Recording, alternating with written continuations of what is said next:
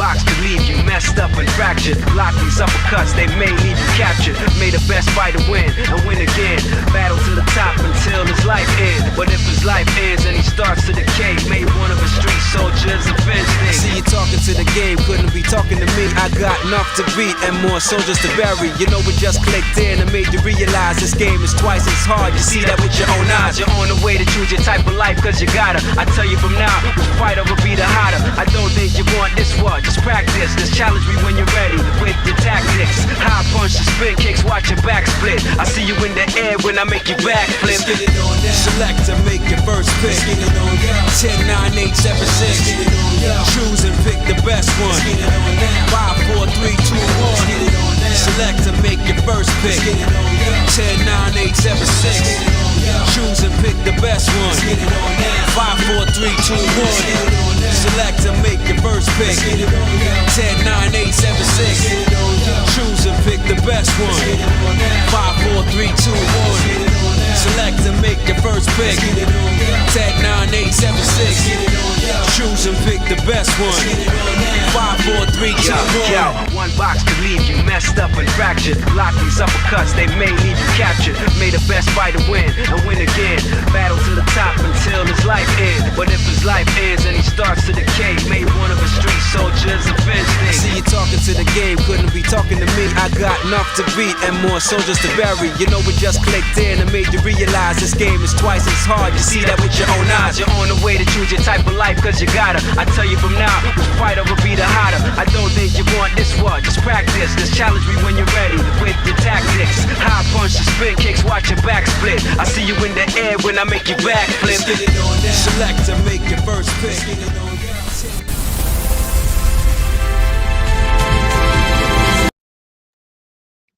Yo, what is up? Welcome, everybody to Gaming Academy.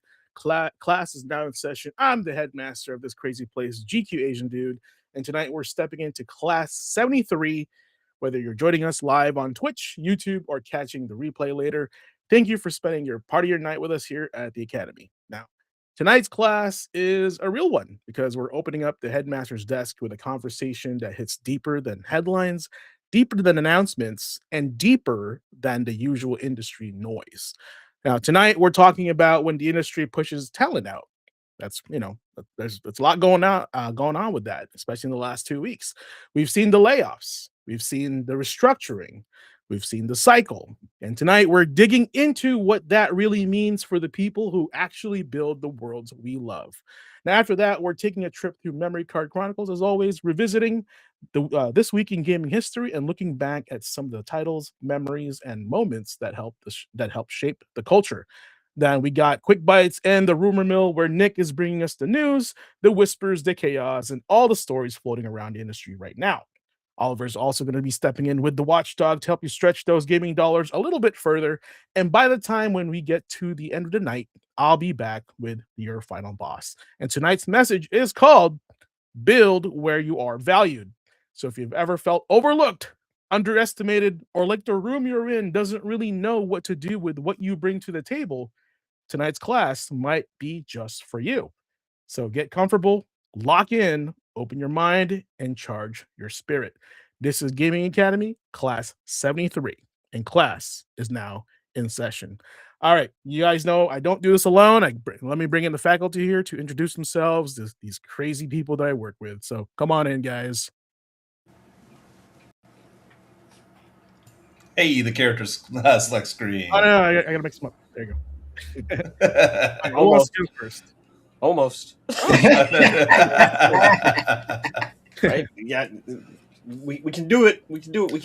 It's about who you select as your player. James chose himself. Yeah. Oh, yeah, that's good. As he does. I don't know how I can switch that over. Let's see. I'm messing around with it right now. I like how it says I'm defensive. I am fucking defensive. There we go. Class hater. So let's go. Just player 1 through 4. There you go. Ace. Take it away. Oh, I guess that's me. I'm the red one, anyways. What's good, everybody? So, as y'all know, I am your professor of applied sciences here. For the folks that have been missing my segments, don't worry. I am trying to, make sure I work on them so that way the quality is still up to what is expected here at the Academy. But if you are looking for tips, tricks, and tidbits on how to navigate some of your favorite games or how to navigate some of my favorite games so that way y'all can join me, y'all know where to look. Yep. Guess it's my turn. Nick here, player 2 in the game, but player 1 in your hearts. I am here for the news, the gaming histories. I spent about 20 years in the video game industry in retail and also spent some time at Xbox in coordination with Xbox Research. I love talking about the industry and love talking about my past with it. So I'm looking forward to chatting even more with everyone in chat. Awesome. Yep. I am your host, the headmaster here of the show here, and I've actually worked with Nick here for a few years at our local store. I don't know how long we've worked together. That was quite some time. Yeah, there was some crossover there. It moved so quickly. I can't even remember how many years. I also did my tenure at GameStop, right? Been in the business for quite some time. It's like my background is usually sales and just business in general anyway, with, even though I went to school for visual communications. So that's crazy. I also did a little bit of work for Monolith Studios, which doesn't exist anymore, right? From what I recall. No. Ooh, have some chat. Yeah, respect to that. And I do a little bit of play testing wherever I can go and apply. So I can't unveil that, but yeah, it's fun, it's interesting, and it's always good to get to conversations with the people that are hands on the game. So where your I guess your application to as a gamer matters. So here I am with these crazy guys. Well, and I guess that comes up to me. I guess we're being serious this time, so I guess I'm gonna put my throw my creds on the table. I'm Oliver. I'm the local watchdog. I've been involved with the game industry in a proper fashion, from just like Nick, from retail to stretching out to other aspects of it, podcasting, working retail, doing game journalism in the late 2000s to the early 2010s. Um, I have had incredible experiences in that space and have actually gotten to talk to and work with developers. I've got a couple of infamous little incidents under my belt for the people that don't know. So first and foremost, if you recall from E3 some years ago when Deus Ex collaborated with Open Bionics to make a prosthetic arm based off of the ones used in Human Revolution and Mankind Divided. Yeah, that was me. I spearheaded that. I got those guys collaborating together to make that happen. Additionally, I've been noted as a gaming historian by Walter Day from Twin Galaxies, and if you go looking, I actually have a playing card of me. So that's really fun. And I've talked to plenty of big industry people and really gotten their honest takes on things that have happened. I've done interviews with Todd Howard, right, from Bethesda, to Larry Liberty from formerly Obsidian, right, and I've been all over and I've seen a lot, so I bring a whole lot of experience to the table with my dusty old age. Now I sit here and say stupid shit for the AI to go, that's funny, that's going to get some clicks. And you know what? It's fine. That's my job. That's what I'm supposed to do. So as the fourth player, the last person added to the roster, the DLC, I have a responsibility to make sure that this is worth your time and your effort, because for all of us it is. Also, I would like to say one final thing. It's almost like completely coincidentally that Nick and I are trying to do a mirror match, and this shit is going to get messy. Why you wear my colors? I didn't give you permission for that. Fine, I'm just gonna match my fit. You got to be careful, man, which colors you're flying. I just chose blue tonight, and that was my mistake. Speaking of that, why did I get the yellow circle or square? I'm not going to say anything. Hey, AI learns from the stuff that we put out on the internet. Just saying, man. It just saw AZN and was like, okay, I got you. I got you. Why you matching my clothes? Why you matching my clothes? My favorite thing about our new beautiful character card that we have up there, though, is that I feel like ChatGPT noticed that I would keep saying back to you, Nick. So now he's actually broadcasting. I still would have Right. loved if what it did is it put on the meme that James was working on last week, where it put the haters outfit on top of your outfit there. That. Yeah. We needed that. That was too funny. That'll be one of your alternative actual costumes. I don't even know how that one works. And you with you as Buck Nasty, I was like, is Charlie Murphy doing whiteface? I didn't know what to do. I was like, all I know is he's correct. He's a dude playing a dude that thinks he's another dude. Yeah. There you go. There you go. And I just had to throw myself as you. On that note, great start for anyone new watching. We're not always like this. No, and we're not always like this. Just 80%. I've gathered all these guys from different points of video game, the video game experience, from the retail store, the consumer, the journalist, right, corporate. We're all parts of that. So, and I think it's important that we have different perspectives when we talk about the passion and the hobby that we love. So, this is why you guys are the chosen for the Gaming Academy. So glad all of you guys are here. So fantastic. Chosen one. All right. Now, before I get all chummy with everybody here, Jagos is relentless with his submissions to the headmaster's desk. So let me pull that guy up and get ready for the next segment here, the headmaster's desk. All right, guys. So this one is coming from yours truly, Jagos, in the Discord. And just keep in mind, the headmaster's desk is where you can submit any of your, things that you want to talk about gaming related that you want to bring up on the show. If you want a bigger microphone, a megaphone for it, send it over to my desk. I'll take a read at it, and then we'll bring it out here for the other people to take a look at. So tonight, the headmaster's desk is titled "When the Industry Pushes Talent Out." Because every time when we hear about another AAA layoff, it lands the same way. Now, another studio got cut, another got restructured. Another wave of developers being shown the door after giving years of their lives to projects that made these publishers money, prestige, and even relevance. And at this point, it doesn't feel like an exception anymore. It feels like a cycle. That's what really stands out to me here. Not just the layoffs themselves, but the pattern behind them. Because too many AAA publishers have lost sight of how games actually connect with people. They moved away from trusting developers to make something meaningful, and instead, they chase trends, market share, and whatever looks safest on a spreadsheet. Now, if one game blows up, everyone wants their version of it. Fortnite. If one model makes money, everybody suddenly wants to force that same model into places it doesn't belong. And when those decisions don't work out, when the strategy fails, when the projections fall short, the people who usually pay the price are not the executives who made those calls. It's the developers, the artists, the designers, even the writers. Now, the teams actually that build these games are the first on the cutting board, not the CEO.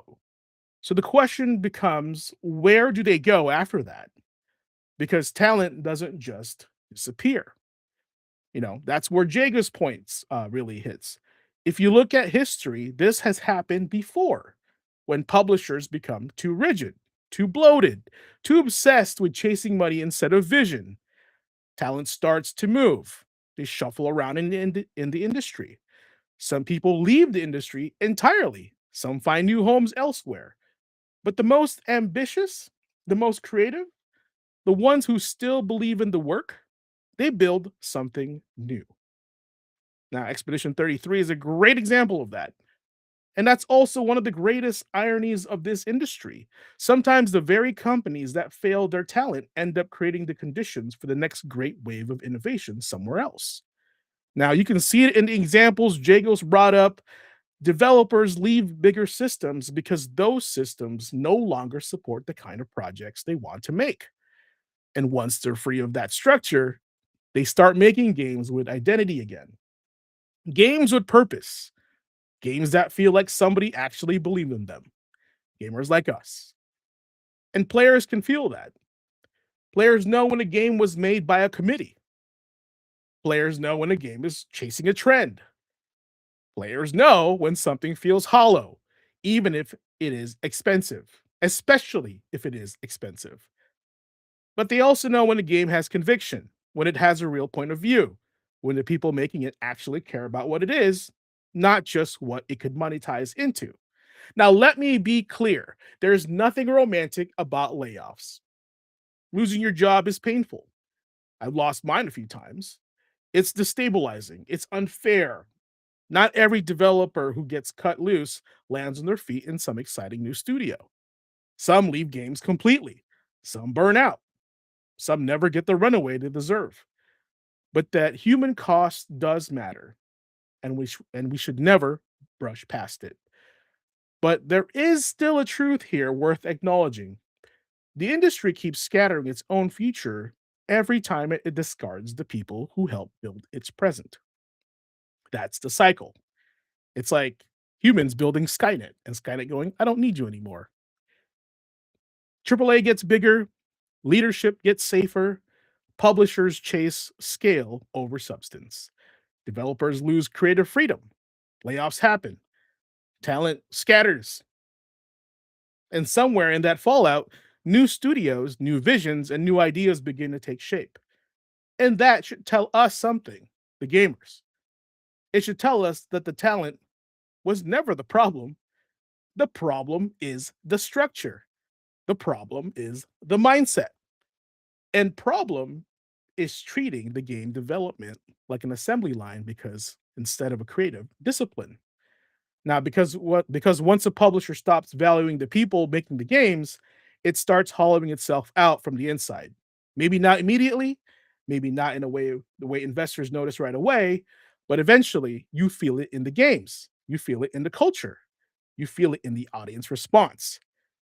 And then one day everybody just wonders why the most exciting stuff isn't coming from the biggest companies anymore, like Konami, right? Well, this is why. Because when the creators stop being trusted, they don't stop creating, they just create somewhere else.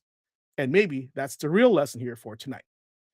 Not that layoffs are good, not that collapse is somehow necessary, but that creativity survives even when bad leadership tries to squeeze it dry. So, yes, the headlines may be about cuts, closures, and instability, but the longer story might be migration. Developers moving away from the system that no longer serves them. We talked about this last time as well, right? Who has the power? Who controls that? And what could happen in the future? Studios forming around stronger creative identities, teams deciding they'd rather build something smaller with soul than stay inside something bigger that's lost its way. And if AAA publishers keep forgetting who actually gives this medium life, then the great games, the great studios, and the great ideas may be coming from the very people they pushed out. And that's not just a business story, that's a warning. And that's also a lesson because the industry may keep repeating the same mistakes. But the developers keep reminding us that the heartbeat of gaming has never belonged into the boardroom. It belongs to the people who build the worlds. And that is incredibly a great submission from Jagos, and that is what's on my desk. So, thanks for that, Jagos. Now I want to come back here to these guys and just going to see what everyone's 2 cents is on that because that was a pretty good one. It was a really good one. Yeah, Jagos, you are right. I'm not going to chime in because I talk about this a lot in the news. True. I'll let the other guys talk about this one because I'm usually at the forefront when we talk about this. And if you're in chat with us right now, you can see I've been chatting it up with a couple people. There's a lot of things going on in the industry right now, but let me hand it over to these two. Right. This is the It's most- literally the first law of thermodynamics. Energy isn't created or destroyed. It doesn't disappear. It transfers. It moves around, and the same can be said with the vast majority of the talent, especially that we're seeing start breaking through and making those really big hits that we've been seeing recently. It's like Andre said earlier, we wouldn't have Expedition 33 or Dispatch without Ubisoft creating the conditions for those teams to get out there and do their thing. I just like to take the time to point out that we very much look like the fucking Brady Bunch right now, and I'm kind of here for it. I don't know why, just the way it's set up. I'm just like, here's a story about a man named GQ. And I could just see it. And for whatever reason, Ace would be Alice. Right? Got to put up with all our shit. No, it's fucking beautiful. Regarding the subject at hand, though, I'm just gonna quote my wife because she is weird. She's like a weird game oracle, except she's completely disconnected from the industry. She does not like get involved. She does not particularly care about that, but she always has keen observations.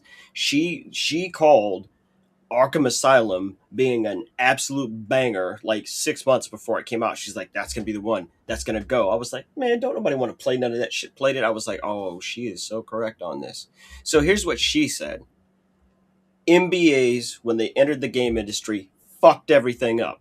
I was like, she's like, they don't care. They don't care about the people that make the business. They just look at numbers. They're always chasing numbers, not realizing that the very people that they're cutting are the people that got you those goddamn good numbers in the first place, right? And until the industry figures out that the industry only works when the creatives are the ones who are making the decisions in the first place. As you said, we keep playing good games, right? But it's coming from double A's, right? And single A's and indies. And they're doing wildly creative, incredibly imaginative shit right now. I'm like, oh, I ain't seen that before. I ain't seen that before. And every time I look at them, I'm going, there's no chance in hell that you would see that come out of AAA. It's just not going to happen because video games have become too corporate, and I can trace that back to an exact moment in time, right? There's always a nexus point. There's a moment in history where bad things start happening. And just to again, it's just an analogy. It's a simple example. It's like we know what the catalyst for World War One was, right? Tensions were already heated, but the assassination of Franz Ferdinand is what jumped that off. I can tell you the exact moment where games stopped being the way that we know them and remember them as old fucking idiots. And it was the release of Halo 2. Because it absolutely dominated the movie releases of that week, right?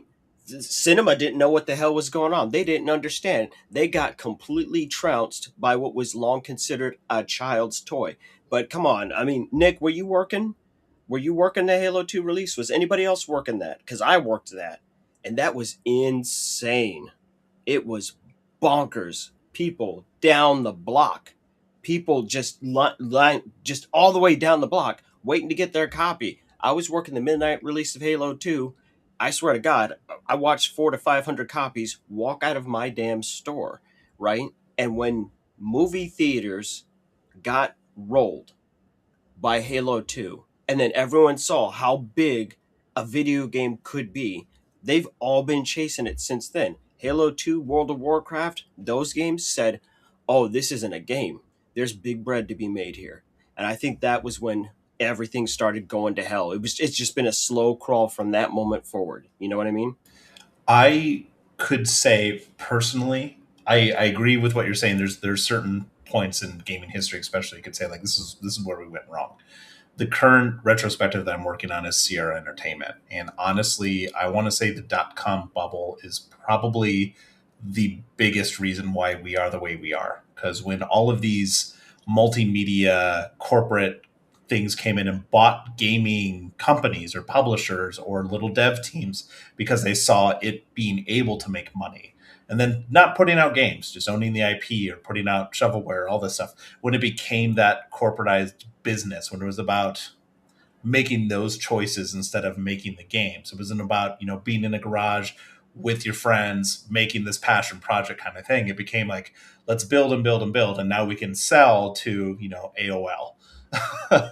And then the funding that goes into that. And then when those fell down, and that's when it became a multimedia kind of thing. That's what happened with Halo. And then do we need to talk about the Xbox One launch? Like everything that went wrong with that. So that's where I see that path. It's always been these small steps of just like, you were kind of losing our way a little bit here. When was the point of no return? Yep. Yeah. And I guess I'll add something from like a boardroom perspective. Like I've sat in a meeting where I was with the accountant of this meeting, right? Like an undisclosed company. And the gentleman that we're talking about profits versus saving money, the accountant was there to say where we can save money, where we can trim, where we can, basically save costs, right? Because that's what they're doing. That's what they're hired for. Uh, I don't know who they were, but I'm sure they were investors of some sort on the board. They said, "Well, we understand we could save $500,000, but how do we make 2 more million?" That's that. I just want to share with you guys the mentality that is on the board when they think about make decisions like is they're not about there to save money, even though they will make money by saving it. They care about from here to here. How do we make this much money, regardless of what's the path, right? So they're willing to raise everything in front of them just to hit that goal for that quarter. So there's another thing that my wife had just said on that. She just said this yesterday, because she worked very, very big corporate finance for well over a decade, and she could tell you just straight up, like, she's like, here's what happens. They go, we need to make more money, we need to increase revenue, and the first thing they go is, oh, here's how you can save money, fire people. Boom. Yeah. Just like that. Boom. It's that simple. That's the mentality. That's how they think about it, forgetting that it's those very people you fired that it's holding the whole fort together in the first place, and they will do so dispassionately, and that, ooh boy, that turns into some evil shit, right? So maybe this is what needs to happen. Maybe the industry needs to fall. It's just like it's kind of stupid. It's kind of like the original Rocky movie, right? Apollo Creed stopped training so hard because he was the best, right? He didn't have anything to reach for. He had already gotten there. And then here comes this scrappy up and comer who no one will give a chance to. And he's got something to prove, right? So he's willing to do whatever it takes. We all know that Rocky lost the original movie, right? He lost Spoiler that alert fight. if you haven't seen it. Damn, over 50 years? Hey, man. I am constantly surprised at what movies my wife hasn't seen growing up. I was going to watch it tomorrow. Damn it. But he lost that match by decision. But the fact that he made the greatest boxer in the world, he brought his ass to his knees, right? That's what made Rocky a winner. And that's what we're watching happen in the industry right now. These small little teams that we would have all laughed at in the early 2000s, these guys are out here throwing heavy fucking punches and going, you guys have all the money, all the budget, and you couldn't release this thing that they did for a fraction of the cost. What was Nick probably knows. Coming back to take on Krauser. Right. It's right. Exactly. What was the game that just came out where the homie was like, he worked on it for years, and then the first week or two he made $250,000? Was that Mugenics? Yeah. No, was it? Mugenics a different one. But that was another case. It was another case of it. Yeah. He made like 250,000 in the first week, and he like cried. Basically. Yeah, he was crying. Yeah, and it was like, that's what happens. So I think that the best thing that we can do is try to support AAA who's doing right, who holds onto their talent and secures their talent no matter what. That's a great first step, right? Vote with your wallet. You're going, hey, these guys are doing good, not just making good games, but they're treating their people good too. We're not hearing about burnout and all kinds of crazy shit. And step 2, pay attention to the indies. Go look at something you haven't seen before. Take a gamble on a $2 game. You'll fuck around and find Vampire Survivors. The next thing you know, you done lost your entire existence. One thing I will say on that, because you bring up a good point, is just to be aware of the fact that we've said it before. Gamers are their own worst enemies. The amount of microtransaction sales are why the industry is in the way it is. It's trends based on data of what's happening. The gaming industry, or at least the fandom as a whole, needs to change itself. We need to change our habits if we want to see change. It's fine to vote with our wallets, but if the other, what was it again? It was like 52% of all sales on PC were microtransactions last year. Like, it's just, that's not going to change any corporate person's mind or any financial person's mind when that much money is flowing through But why? that specific way. Because they go, why would we stop? Yeah, exactly. Anyway. Yeah, that's why are so many live service games being greenlit? Why is another game that's been in development for years called Fair Game is now going to be another extraction shooter? Because that's what's hot right now. That's what's making money right now. As much as we don't want that, that's the way it is. So habits have to change in more ways than one. It's always kind of been that way. We just need to, as always, I advocate for getting out of your echo chamber, listen to different kind of viewpoints. That's one of the reasons I wanted to be on this podcast and why we encourage people in chat to speak us, let us know, speak up. The memories that you have, the opinions that you have, we really need to understand there's a big market out there, and you're not going to hear that unless someone speaks up. Yeah. I think, Nick, the day that you told me that why StarCraft 3 will never get greenlit because of the stupid skin, or was it a horse or mount from World of Warcraft? Yeah, right? It made more money than the game. I was like, we're doomed. One special skin for World of Warcraft mount, which didn't add anything to the game. It was a cosmetic, sold more and earned more money for Blizzard than all of StarCraft 2 did. Yeah. When I heard that, I was like, it was SMH, and I was like, oh my god. Feels bad, man. Yeah. All right. We're going to shift it a little bit to something more feels good versus feels bad. Oh, we hope anyway. At least I hope so. Well, we're starting off with a banger here that I think is a cult hit. So, this segment is called This Week in Gaming History. This is the portion of the show where we cover week to week, April 19th to April 25, on games that came out this week and how and what they mean to us. So, check it out.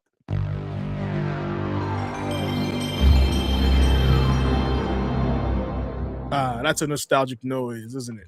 All right, so the first game for the week, Nick is starting us off on the 19th of April with Psychonauts.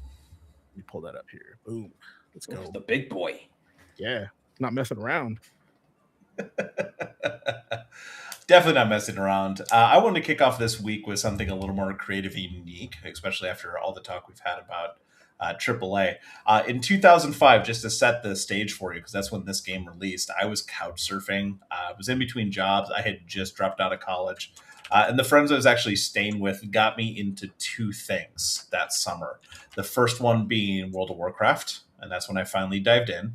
And the second one being Psychonauts, because that was just the game they happened to have that they had just bought while I was staying with them. So what made Psychonauts stand out even to this day to me, like looking back on it, is how creative the entire game was.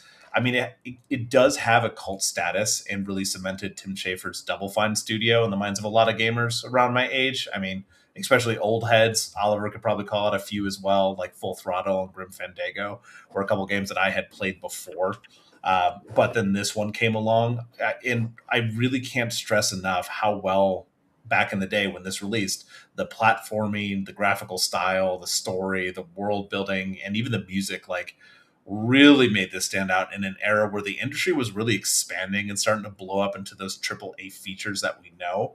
And honestly, for the best of my memory, adventure games were kind of out of vogue for what felt like at least 10 years. Like, I'm talking the old LucasArts adventure games were what I was playing when I was much younger, like mid-90s. And you didn't really see a lot of adventure games since then. Or at least that really kind of stood out. So, it's weird. It's weird, but in a good way. It really does handle a bunch of like really heavy topics like mental illness and worldview without being like too heavy-handed with it. So, I mean, like, as a standalone experience and for fans of things like the classic games that I mentioned, it felt like a love letter to those games that we used to play, but from this like creative mind and team behind it. For something that just felt different at the time. Because you think, 2005, Oliver, what kind of games were you playing in 2005? I don't know if it was Psychonauts. Sure the fuck wasn't Psychonauts. You know why? Because Tim Schafer is a hack. I said it. Guess what? We're back to hating. Surprise! The hater's back. Nope, I fucking hate Tim Schafer with the passion of 1,000 suns. That man is so ungodly disrespectful that I will never in my life touch a single project that Tim Schafer himself works on. The way I have seen him behave towards people who are not the same ethnicity as him is abhorrent. And I can never say a goddamn good thing about Tim Schafer. I don't give a fuck how creative he is. I was just horrified at the things that I saw that man do well over a decade ago. And the only good contribution that that man has actually given to the game industry. I remember what happened with Brutal Legend. I remember all that other stuff. And he wrote a lot of damn goodwill, right? Thinking that, what was the homie's name? Was it Bobby Kotick? Right? Had everyone thinking Bobby Kotick was an asshole, right? I'm not saying Bobby Kotick isn't an asshole. I'm saying I've seen some weird abuses of power come out of this guy, right? And the only good thing he contributed to the game industry was the idea of crowdfunding and going straight to the people who are going to play it. Other than that, I don't have a damn good thing to say about Tim Schafer. Anything that good that Tim Schafer worked on only came from someone else, right? Tim Schafer didn't make Maniac Mansion. He worked on it, right? And I thank you for your service. But I want to get it straight from the real OGs. No, I have nothing good to say. That's it. That's the most hateful thing I'm ever going to say on this show. I'm going to get in trouble. Well, I'm so glad that I picked that game and was talking about listening to other people's point of views right when Oliver started to speak. So that's what I chose for this day in gaming history. I guess we can move on for that. Hopefully that's what doesn't get clipped. But sucks to hear that nonetheless. Oh, he did. He said horrifying stuff to me. It was really bad. Yeah, and I'm by the way, not saying like dissuading that at all. I agree. That's absolutely your experience. You should share that. That should be known. Yes. Let the people know. I'm sorry that I chose that game. but I do have a funny joke. It's a very popular game. It is a very popular game. Psychonauts is a very popular game. See, this is an important thing that I wanted to show people. I have my opinions about Tim Schafer. That's subjective reality. And then there's objective reality. And I was working in the store when Psychonauts came out. And it is an immensely popular game that resonates with a ton of people and is absolutely one of the defining titles to come out for Xbox. And watching people sit and wait so patiently for a very, very long time for Psychonauts 2, right? And then actually getting that delivered to them. That's one of those things where it's like Half-Life. I don't care about Half-Life, just like I don't care about Portal.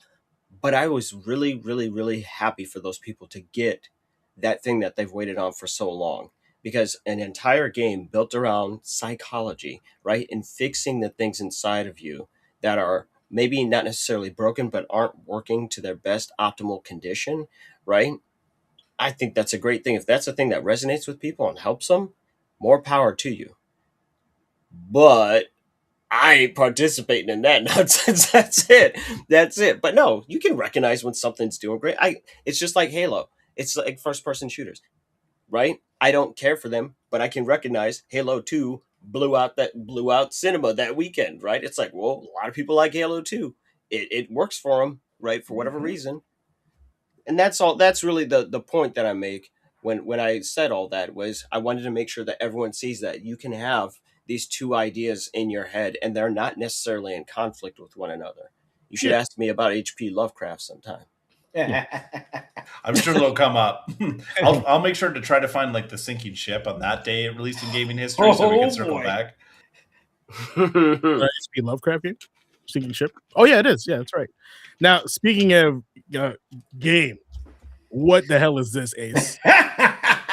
This came out on 420. I get it. All right, come on. Now, for my memory card chronicle for 420, this is so much a memory card chronicle, so much as a memory card call out. Because yesterday, yes, quite literally with the subtlety of marijuana smoke filtering under someone's door, Jay and Silent Bob Chronic Blunt Punch was dropped on the gaming landscape. And I'll be quite frank with you, from what I've seen of it, the game looks like a lot of fun. And of course, you know, as I am an aficionado and student of all things related to the brawl, you know, I had to at the very least give this a look and, you know, just call it out and also show my respect to a game that right out the starting gate knows what it is and is not embarrassed about what it is. Because let's face it, there's a lot there are a lot of points where people would either talk about a game or where certain developers would actually release a game and then they half-ass it. They play it safe because for some reason, well, let me rephrase that. They're forced to play it safe in a lot of cases by, a lot of the decision makers higher up because someone higher up the chain is embarrassed of where they come from. So you see games like Dead is Disco. You see games like Expedition 33. You see games like the earlier Yakuza titles. And you see games like this right here that is on your screen. You look at it and go, yeah, Jay and Silent Bob hooked up with a development team and decided they wanted to make a beat 'em up and just put it out there. It's easy to see what it is. It's easy to see what's on the tin. And thus, as consumers, as customers, we can make that informed decision because this game looks like it doesn't take itself seriously and it looks like an absolute riot. So you know what? When I got the spare cash, I might pick it up. Yeah, it's pretty cool. Do you know if Clay was the one that did the art on this? I was actually looking up the I was actually taking a look at the main website earlier. It reminded me of Shank. You guys remember Shank, right? Yeah. God, that was a while ago. Yeah, so it just the art is very similar, but I can just be like crossing over a bunch of artists. But no, it looks cool, and I agree with you with with it's like when you watch a hokey movie that you love, but then like people like it's trash because it's never going to win an Oscar. Like we know it's never going to win an Oscar, but it's just a fun movie, like right. That's how I feel about this game. We're not coming into this expecting War and Peace. We're not coming into this expecting Streets of Rage 4. We're just coming into this looking for a hilarious beat 'em up that, again, leans into its references and doesn't take itself seriously. Mm-hmm. It kind of reminds me of my favorite quote from the movie Bowfinger with Steve Martin and Eddie Murphy. He said, "I'm trying to make a movie here, not a film." Right? and that's actually a really important distinction, right? Yeah. I'm not trying to make Oscar bait. I'm trying to make just some goofy ass entertainment, right? And I'm just looking at the footage because I was looking at this game earlier myself, and the mere fact that they have the demonic imp boys from Dogma in here, right? That alone just blows my mind. Like, the View Askew-niverse has been around for so long that I'm not sure if this game is actually going to sell because it's only going to make sense to all of us old people. Right? Like, like if you're going to try and sell to some 20-year-olds, this is old people stuff as far as they're concerned. I don't think I care. Like, I'm just glad to see it. And it's like, yeah, why didn't you guys make a brawler like years ago? I also know that, if I remember right, there was a Jay and Silent Bob movie that came out relatively recently, too. Mm-hmm. Yeah, the reboot. That's literally what it is. Jay and Silent Bob reboot, right? But it's so funny because they're always beating someone's ass. Like, no matter what movie Jay and Silent Bob show up in, someone's catching an ass whooping, right? So it's like, yeah, this is a perfect genre fit. Like, and it's really funny that they stayed true to the characters, even though Kevin Smith, he had that heart attack and that really got his attention and he lost all the weight and all this other stuff. It's like, no, Jay and Silent Bob still are these separated characters from Jason Mewes and Kevin Smith, and I like what I'm seeing. The animations are fun here. They're like, I think during the trailer you even see Brody Bruce in there, and like everybody just kind of shows up. And the number one thing that impresses me about the video on screen right now, the fact that you don't have to be 100% on the same plane to register a hit. I feel like it's going to be a competent brawler. These games back there, oh my god, these games back there are funny. Ass Effect. Wait a minute, this is the best thing I've ever seen. Left 4 Dead, Fat Man, and Ass Effect. You know what? This is 10 out of 10. 3690X. That's great. All right, that's beautiful, guys. Beautiful. Sam Hung. Oh, that's a penis. Oh no! Oh, I know what Ace picked this. Got it. Cue the meme. That's a penis. Well, listen. Yes, just weird bit of trivia, but yesterday on 420, the high out here in Bellingham, at least at the time that I checked the temperature, at the time that I checked what the weather was going to be for the day, the high out here in Bellingham was 69 degrees. Now I know how you got motivated. Oh my god! Now I'm motivated. And there you have it. That was it right there. Yeah, there's a whole bunch of stuff happening around town. There's a pretty good culture for it. My brewery made we doused a couple of our beers and we made a dank hop water. We made a dank hazy IPA in coordination with Chiba Hut up here in town. Oh my god. Yeah, it turned out pretty good.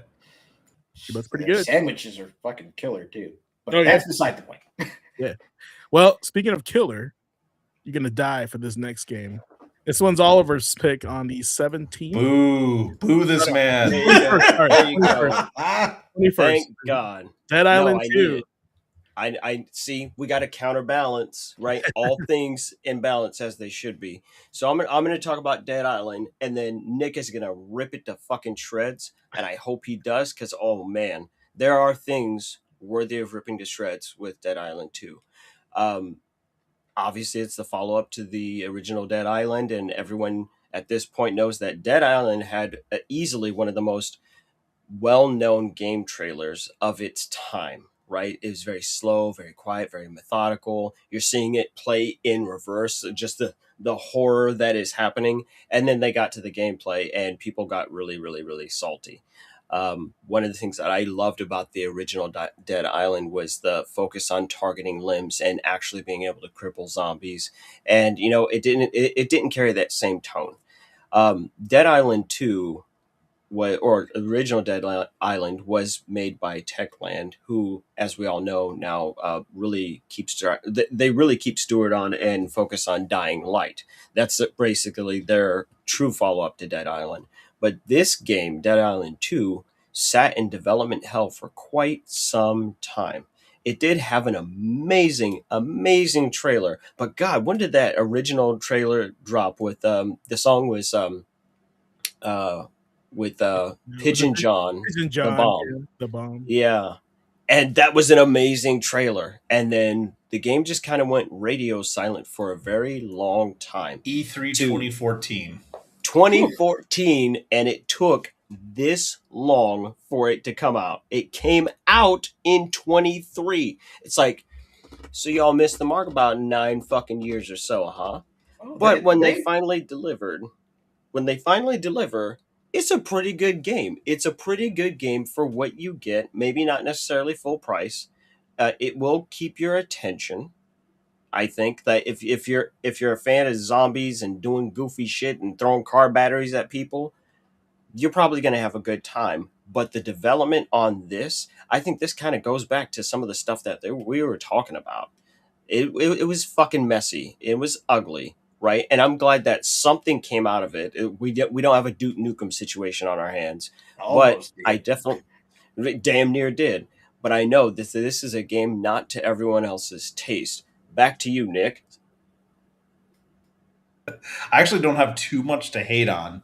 Son of a bitch. With this one, because honestly, the internet spoke up about this one a while ago. So the biggest thing for me when I'm looking at this was that trailer was a banger. It still is. It's still probably one of my favorite trailers that came out, especially around that era. It still stands out in my mind. Like you said, you're able to recall the music, the tone behind it, just the goofy nature of it.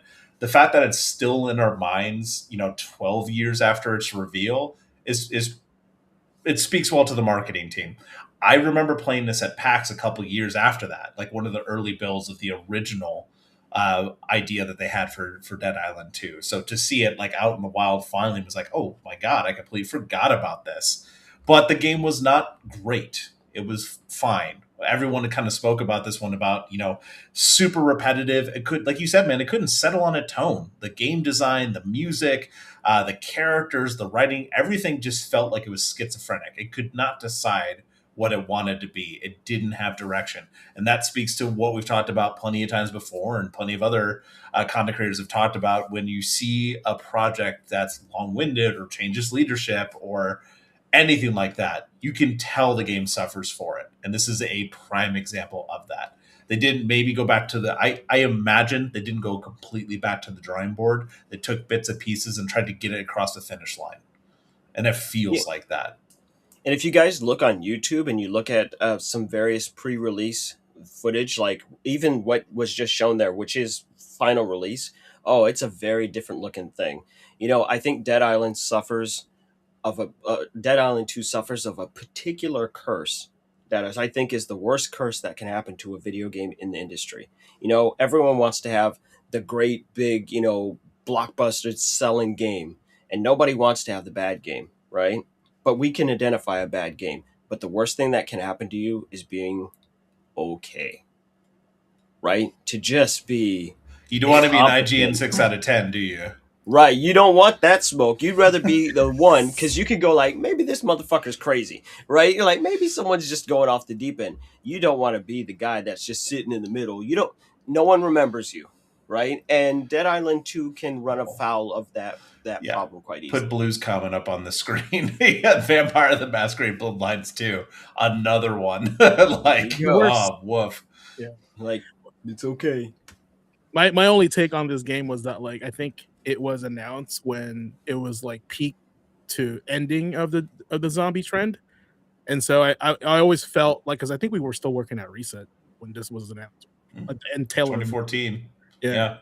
Like I was thinking like this game's gonna come out when the zombie trend is over, and that's why maybe they were like, maybe should we stop making this game because it's not gonna be too late. And to be honest, like looking back on that trend as well, it wasn't so much that we outgrew it or that it was dying. It's just that the good iterations of the games were being done. Like it just kept being recycled so much that the games that we got just weren't inspired. Because you had heavy hitters with like Dead Island, like the first one when it came out. I'm talking like Left 4 Dead 2, especially. Like a lot of games kind of since then were trying to capture that same thing. The first thing I think of is Back 4 Blood. Like, maybe not bad. It's not the zombie trend that was the issue. It was how the game was put together, or the content, or the repetition, or the maps, or the design, right? Yeah. So this suffers from the, like, it was just not well put together, whether it were zombies or not. And let's be honest, if you think back to the original Dead Island, and even you called it out Riptide, the tone of it was so wildly different from what we got with Dead Island 2, which felt like it was trying to be funny. Like too much, like it leaned way too far into the humor to the point that it just didn't make sense for the game anymore. That's what I got. Nice. Okay, right on. All right, for 422, which is my pick here, I chose the Sega version of this box art because it doesn't get enough love. Double Dragon had released in the arcade in 1987. I was 6 years old when this game came out. But yes, this was, of course, I think we also but honored the grandfather of Double Dragon in a few episodes ago. So this was, conveniently my choice as well. But I wanted to share a story once we get the footage up here on the screen. So when I was a kid, this was arguably the first beat 'em up I've ever touched at an arcade. The first quarter I ever put in an arcade machine for a beat 'em up. That's pretty memorable. And I'm not going to talk about the one because one was hard to find in Chicago for some reason, but Double Dragon 2 was everywhere. Maybe it was just the timing, but my story behind this was that we had a Double Dragon arcade machine at the laundromat that my mom and I would go to on Sundays to do laundry because we didn't have a laundry unit in our apartment. Back then in the 80s, so we would like wheel over the laundry over like 3 blocks away, and then they would have a Double Dragon 2 machine there along with Twin Cobra. If you guys know what Twin Cobra is, props, shout out to you guys. I don't. What is that? It's a shmup, and it was fantastic. So every time in between washing and drying, I would definitely my mom would give me $2, and then get a quarter machine, pop my 50 cents in the machine, and see how far I can get with like $2, right? And the farthest I got was actually probably stage 3 on on multiple returns to the arcade, like weeks, right? Until little James, little GQ discovered the elbow move on EX Double Dragon 2, and that move is busted. That got me through the end of the game, basically. But yeah, this was my memory card chronicle just because it reminds me of my mom, hanging out with my mom.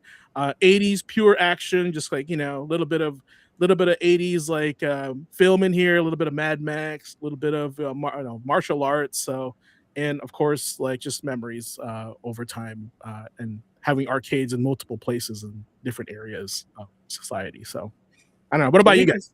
Can we take the time to point out that big ass fucking cat that was on that trash can? The cat was huge. What the hell were they feeding that thing? Oh, it's a Maine Coon. Gotta be a Maine Coon. Yeah. You know, as I look at this particular version, I'm actually shocked. Well, for one, I can tell that someone's got some nice emulation smoothing running on it. Yeah. But it's actually incredible how accurate the NES version is to the arcade version, which I did play the arcade version. So I'm still just looking at this and seeing how many animations that they could keep while deeply reworking their pixels. Right? It's actually kind of amazing, right? And for me, Double Dragon will always. Oh, I'm about to cry. I'm about to cry like a bitch. Oh no. Okay. No, I will always think about Double Dragon, and I know I'm Jimmy to my brother's Billy, right? Like this is just how we did it. We would go in there and we would beat ass nonstop. Like this is the game. Like I don't care what anyone says. Like I think all video game roads lead in two directions. Either the road comes back to Centipede or it goes back to Double Dragon. You either shooting something's evading, right? It's either Space Invaders or it's dealing with fucking mushrooms or some shit, or you're going left to right beating someone's ass. Even if you look at Super Mario Brothers, you jump on Goombas, it's just a very fast ass whooping, right? You give them the old Acme squash treatment, but no, this is really, really it. The magic lies right here in the art of the brawl. You versus a horde of enemies and continuing to prevail and march forward. Now, it just warms my stupid little heart, even if the emulation is bad. Because God, that barrel took forever to fall just now. Yeah, Like, I think this was the limitation of how many people could be in the screen during the era. Yeah. Oh, it's wonderful. It's wonderful. It's like, oh no, Frame Just drops. Frame watch drops. H, you got something? Watch out. But much like what Oliver had mentioned, again, with me and my brother Stefan, it was pretty much the same. Of course, I was the Billy to his Jimmy. But yeah, like no matter how far in life we go, no matter what we wind up doing, no matter what we wind up playing, all roads tend to lead back to Double Dragon. I mean, and then of course picking up on your point about, just being able to go and play this or play Double Dragon 2 in between washes at the laundromat. It's another reminder of just the type of integral social experience that arcades, no matter what size, no matter how many cabinets, were actually able to provide back in the 80s and 90s and the early 2000s. Yeah, I feel that. Yeah, I just wanted to share that because that connects me to my mom, a core memory, and this is why I brought it to Memory Card Chronicles. So, and if you guys have anything like that you'd like to share in chat or in our Discord, please feel free to do so because that's what the show is all about and this segment's all about. Yeah, or you could be like me, and I didn't really play Double Dragon back in the day. I just knew about Bimmy and Jimmy, and that was about it. Like, Jamie and Jamie. for me, it was Streets of Rage because I had the Genesis, so that was my entry. Ain't nothing wrong with that. That ain't Yeah. no problem. Yeah, especially for the soundtrack. Which So is funny that because was I my had, brother. I had the Sega box art on there. I have a question, very very quick though. Since everyone was talking about brawling in the laundromat, there's a game that's been eluding me mentally for a while now. That it was a kind of tag team, almost brawling game, but it wasn't Street Fighter and it wasn't Final Fight, right? And it would be 2-on-2. Does that sound familiar to anybody? Is it a fighting game or is it a beat 'em up? It's a beat 'em up. Okay, and it's 2-on-2. Yeah, it was something like that, right? And you were fighting on the street. Oh, Street Smart. Maybe. Look it up. Maybe. It may not be. Maybe Street Smart 2, but Street Smart was like that. Because I've been trying to figure that one out forever and a day. Oh, that's going to be nagging at me for the rest of the night. All right, put it up there. But Nick, yours is the 23rd for Chivalry 2. I've always wanted to play this. Tell us more. You should play it. So this is one of those games, like, I just kind of shake my head at, kind of gesture at it with, like, it's just fun, dude. Like, it just is. Personally, my personal experience was playing this on PC. This day in gaming history was the PS5 release in 2021. But I did want to highlight it. So I'm going to get this out of the way first, just because I know the haterade will flow eventually from one of us. This game could absolutely be better. It's a little clunky. There's definitely a lot of bugs, connection issues, hit registers that make you want to throw something. And you could say, maybe it needs some more game modes, maybe. But it is such a manic, fun experience that doesn't have a lot of competition in the market. And honestly, it just kind of scratches an itch that you didn't know you really needed. I laughed so hard watching people play this that I had to download it myself. I'll put a video, a link up in chat to Zanny, content creator. I saw his Chivalry 2 video and I was like, I have to buy this game. It is just so funny. As a medieval multiplayer first-person hack and slash, you can literally kill people with farm animals, cabbages. You can headbutt dudes when your limbs are chopped off. When they're just straight up missing. Sign me up. Yeah, like, can you launch yourself from a trebuchet? Sure, no problem. You can be sweaty as hell in this game, or you could just roll in for the laughs. It absolutely had both sides of the spectrum on it, and that's what made it even more fun when you had someone who was trying very hard or was very good, and just like the humor that would roll from it. I loved it as well because there was multiple matches that I had where people were role playing, like the actual like medieval characters, like on voice chat. And it just, the vibes are immaculate, my friend. More often than not, you'll find fans saying, as one Redditor wrote, quote, one of my favorite games of all time, but fuck this game. It really is one of those ones. Like you get pulled into it so much that you just get pissed when it doesn't work out. But at the same time, you're trying not to take it seriously, and it can't take itself seriously. It's still one of those games that, obviously it's been out for a while now. The devs aren't really supporting it. They've moved on to their next title that they're working on. I forget what it is. So there's plenty of people in the community that are still playing it, but will warn like, hey, this is buggy as hell. Don't expect a seamless experience, but you will have so much fun playing it. And honestly, this is one of those games, like it's pretty regularly on sale. I know that Epic had it as a free game for a while there on the Epic Game Store. We should absolutely do a night where we play this as a community because it is fucking hilarious. I'm going to toss that video up in chat. There you go. I put it on the screen. EO Study Hall, anyone? All right. Do you guys end up playing this or something similar? Maybe played the first Chivalry? I never played it, but you really kind of sold it when you said I could kill a man with a cabbage. Right. Yeah. Like, your greens, bitch. That's one of the reasons I like the Zanny video, because what he does is he ends up picking up a pig and throwing it, and you can pick up a chicken and throw it at people and kill people with it. Like, it really is like, sure, as you can imagine, grab any weapon that's around you. What do you got? This is what war was like back then. You just get whatever, kill them. Anything you can get your hands on. I mean, it do be like that. Yeah, It do be like that.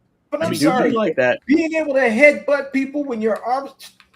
Look, being able to headbutt someone at all has got my attention. Last time I heard about getting someone headbutting somebody with no fucking arms, Time Killers was in the arcades. Oh my god! Right, so don't remind me. That was in our roller skating rink next to Killer Instinct, and when Killer Instinct came out, everyone stopped playing Time Killers. Mm-hmm. So, mm-hmm. All right. They thought they were going to take out Mortal Kombat. You did not.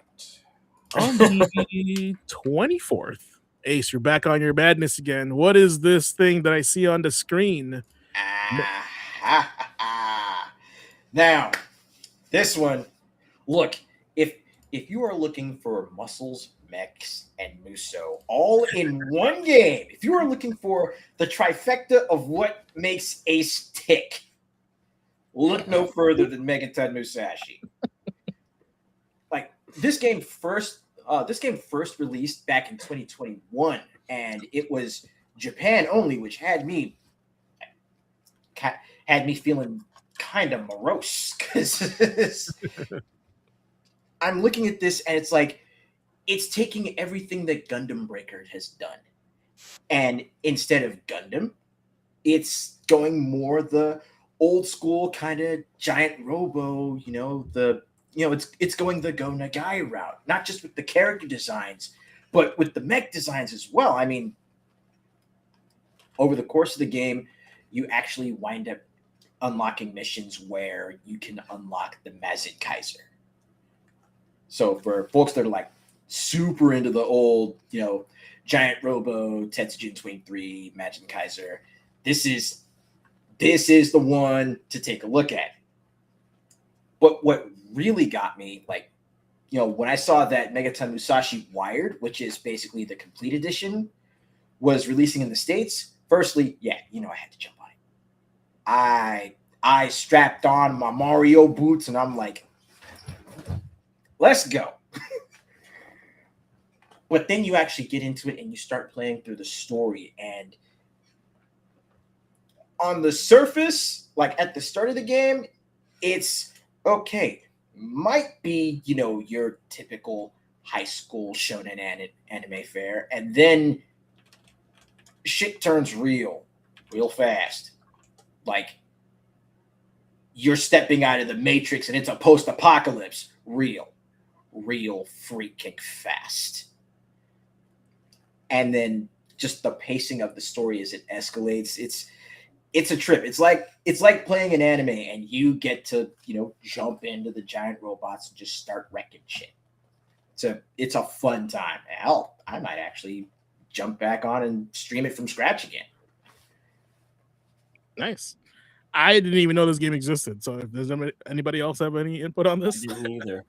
I didn't either, but I'm hearing a lot of claims that it has a classic Phantasy Star Online feel, which is intriguing to me. Yeah. Are you waiting until the crossover with the Sydney Sweeney Gundam DLC? Oh God! There we go. Now I can't play it. I can't have him a moment of happiness. Right, he can't let me be happy. Like no. It's like, but I bought and paid for it. Right, I did this to me. Did nobody do this to me? I did this to myself. Yes, I'm made to suffer. But yeah, no, real talk. It's the three building blocks for me. But it also does very much have a classic PSO vibe. That would explain that. Thanks. I just saw that was crazy. A mech on a surfboard. Yes, you did. I don't even know what to think anymore. Look, one of the mech designs in this is literally, it's Arthur, but it's a centaur knight. Okay. All right, we're done. Kind of bad. Yeah, I mean, if you ever play games like that, Ace on stream, you should come ready with links, bro. That way you can show them that. So, now, weird that you chose this, Oliver, for the last day of this week, because I was doing research, and when I mean research, I had 2 tabs open. That was it. The difference between Walking Dead, like definitive edition versus season 4, because it had all of the episodes. Yes. But did the studio switch publishers, went from Telltale to Skybound or something? Yes, everything got very, very, very weird. Just in brief, basically, and I know Nick can detail this a lot better than me. But long story short, Telltale Games went belly the fuck up, and it got very messy for a lot of different IP. It's like things like why the Wolf Among Us ended on a real heavy cliffhanger, and they're still, that one's in development hell. It's supposed to be coming right at some point, but a lot of bad stuff went south. Um, However, with this today is the day is the first release of the idea of this episodic game, right? Where they're going, buy the whole game right now, but we're not done developing it. And again, for the time, this was a crazy fucking idea, right? But they were able to use the data that they gathered from players' decisions, right? Being able to they're uploading those decisions, all the paths that we're taking, and they were using that to help shape the story along the way as it was. Um, when you work with IP, when you make games based on existing IP, it can be a real shitty grab bag sometimes, isn't it? It could just be like either the greatest thing that ever happened, or it could be the worst thing you've ever seen this week. And you're like, you know what? I never want to come back to this restaurant. But this game touched so many people, like, because you're playing as Lee, and Lee is, you're like, oh, he's a good guy. He's a convicted murderer, right? Like, very early. Again, before I get hit with the spoilers, it's been a while. Okay, it's been like, give me a break. But no, like, very early on, you learn that no, he was in jail when the outbreak started, convicted for murdering his. I can't remember if he just murdered his wife's, you know, the boyfriend, or if he killed them both.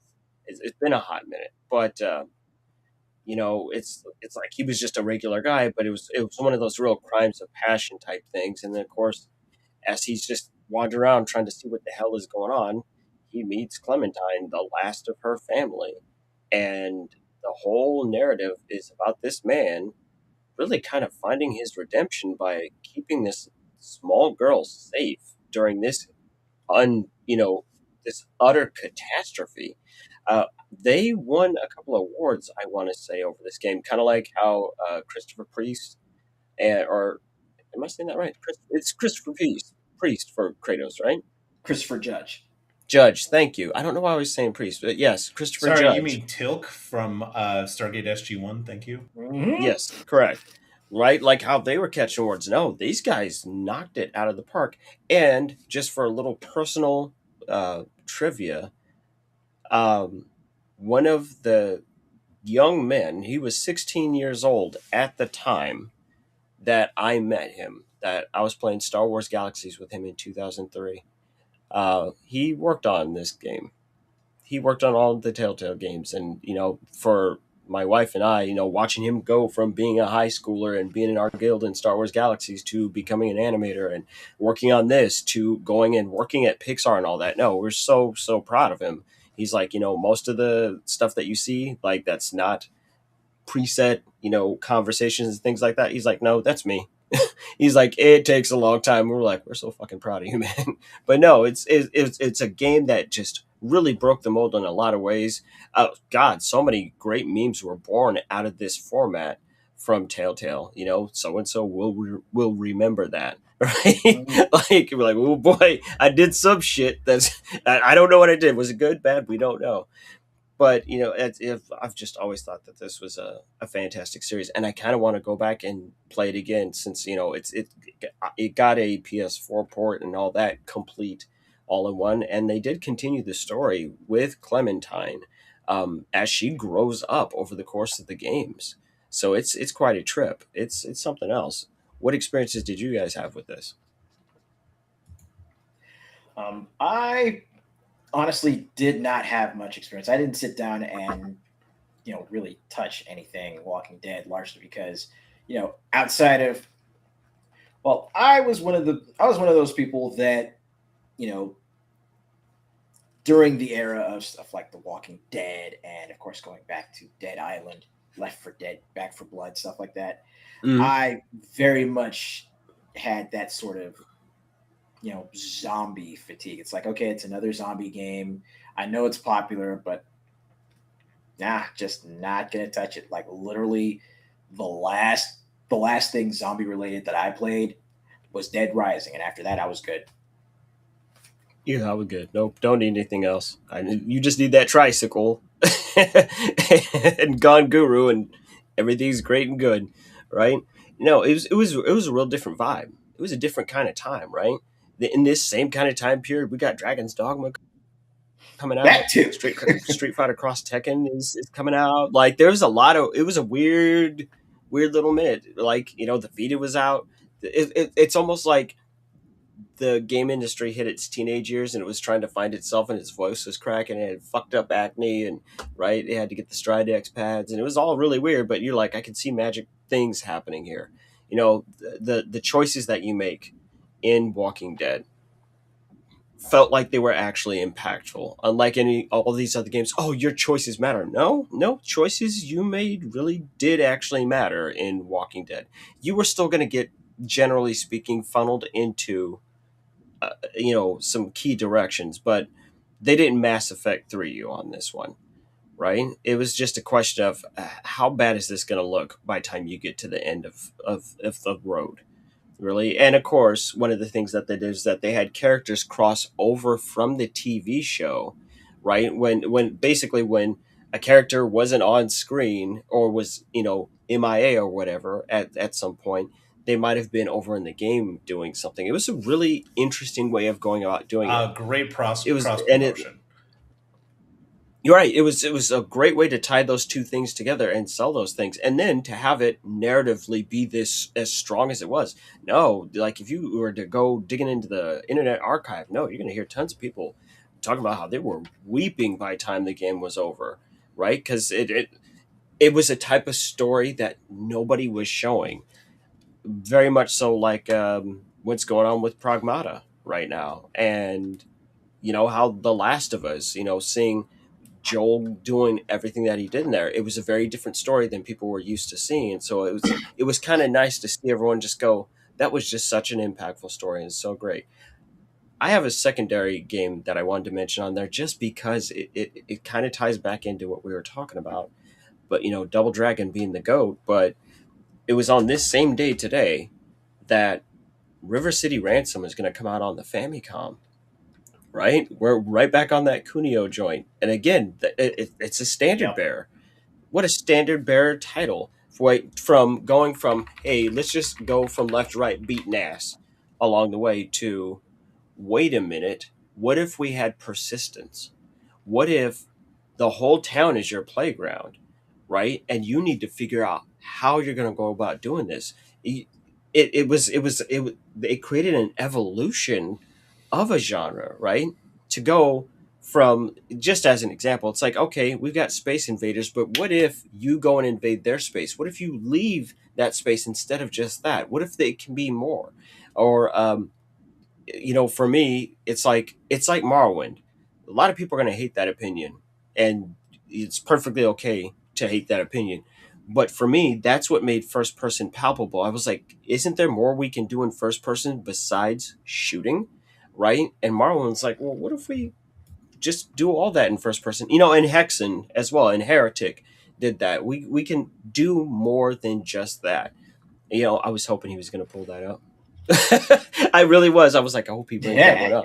But no, River City Ransom really, really drove all of that stuff into, you can do more with the brawl than just the brawl. And we couldn't have Scott Pilgrim versus the world, the game. We couldn't have Scott Pilgrim EX, right? We couldn't have Absalom, right? We couldn't have Towerborn, right? We couldn't have Dragon's Crown. It all comes back to Kunio-kun and the things that they were doing with this that were just completely left field for people. It gave people, it elevated their thoughts, right? It put eyes on the inside like Bloodborne, Yep. right? And I'm just always going to be grateful for them to doing that. But in order to be a hater, they can kiss my ass with them long ass passwords on the NES, because that, woo, man, when you look at that, them passwords are so crazy looking. It looks like you cussing in Qbert language.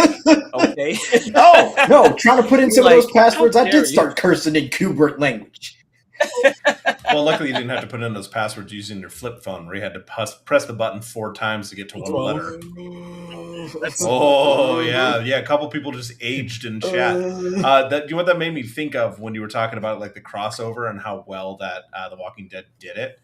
The first thing I think of is those wildly ambitious games that came out in like the 20 teens, like Defiance and Falling Skies. That had like the straight up, it was tied to the TV show and what happened in the games community translated to the story in the TV. Like that was a really cool idea of just like this multimedia franchise that's interactable almost. But yeah, Walking Dead just did the crossover better. Yeah, a lot of those things just don't pan out, but I appreciate the attempts to do something different. You know, it's like you fucked this up, but you know what? Come back, try this again. You got an idea here. Like, run with it. Well, guys, that was this week in gaming history. Memory Card Chronicles.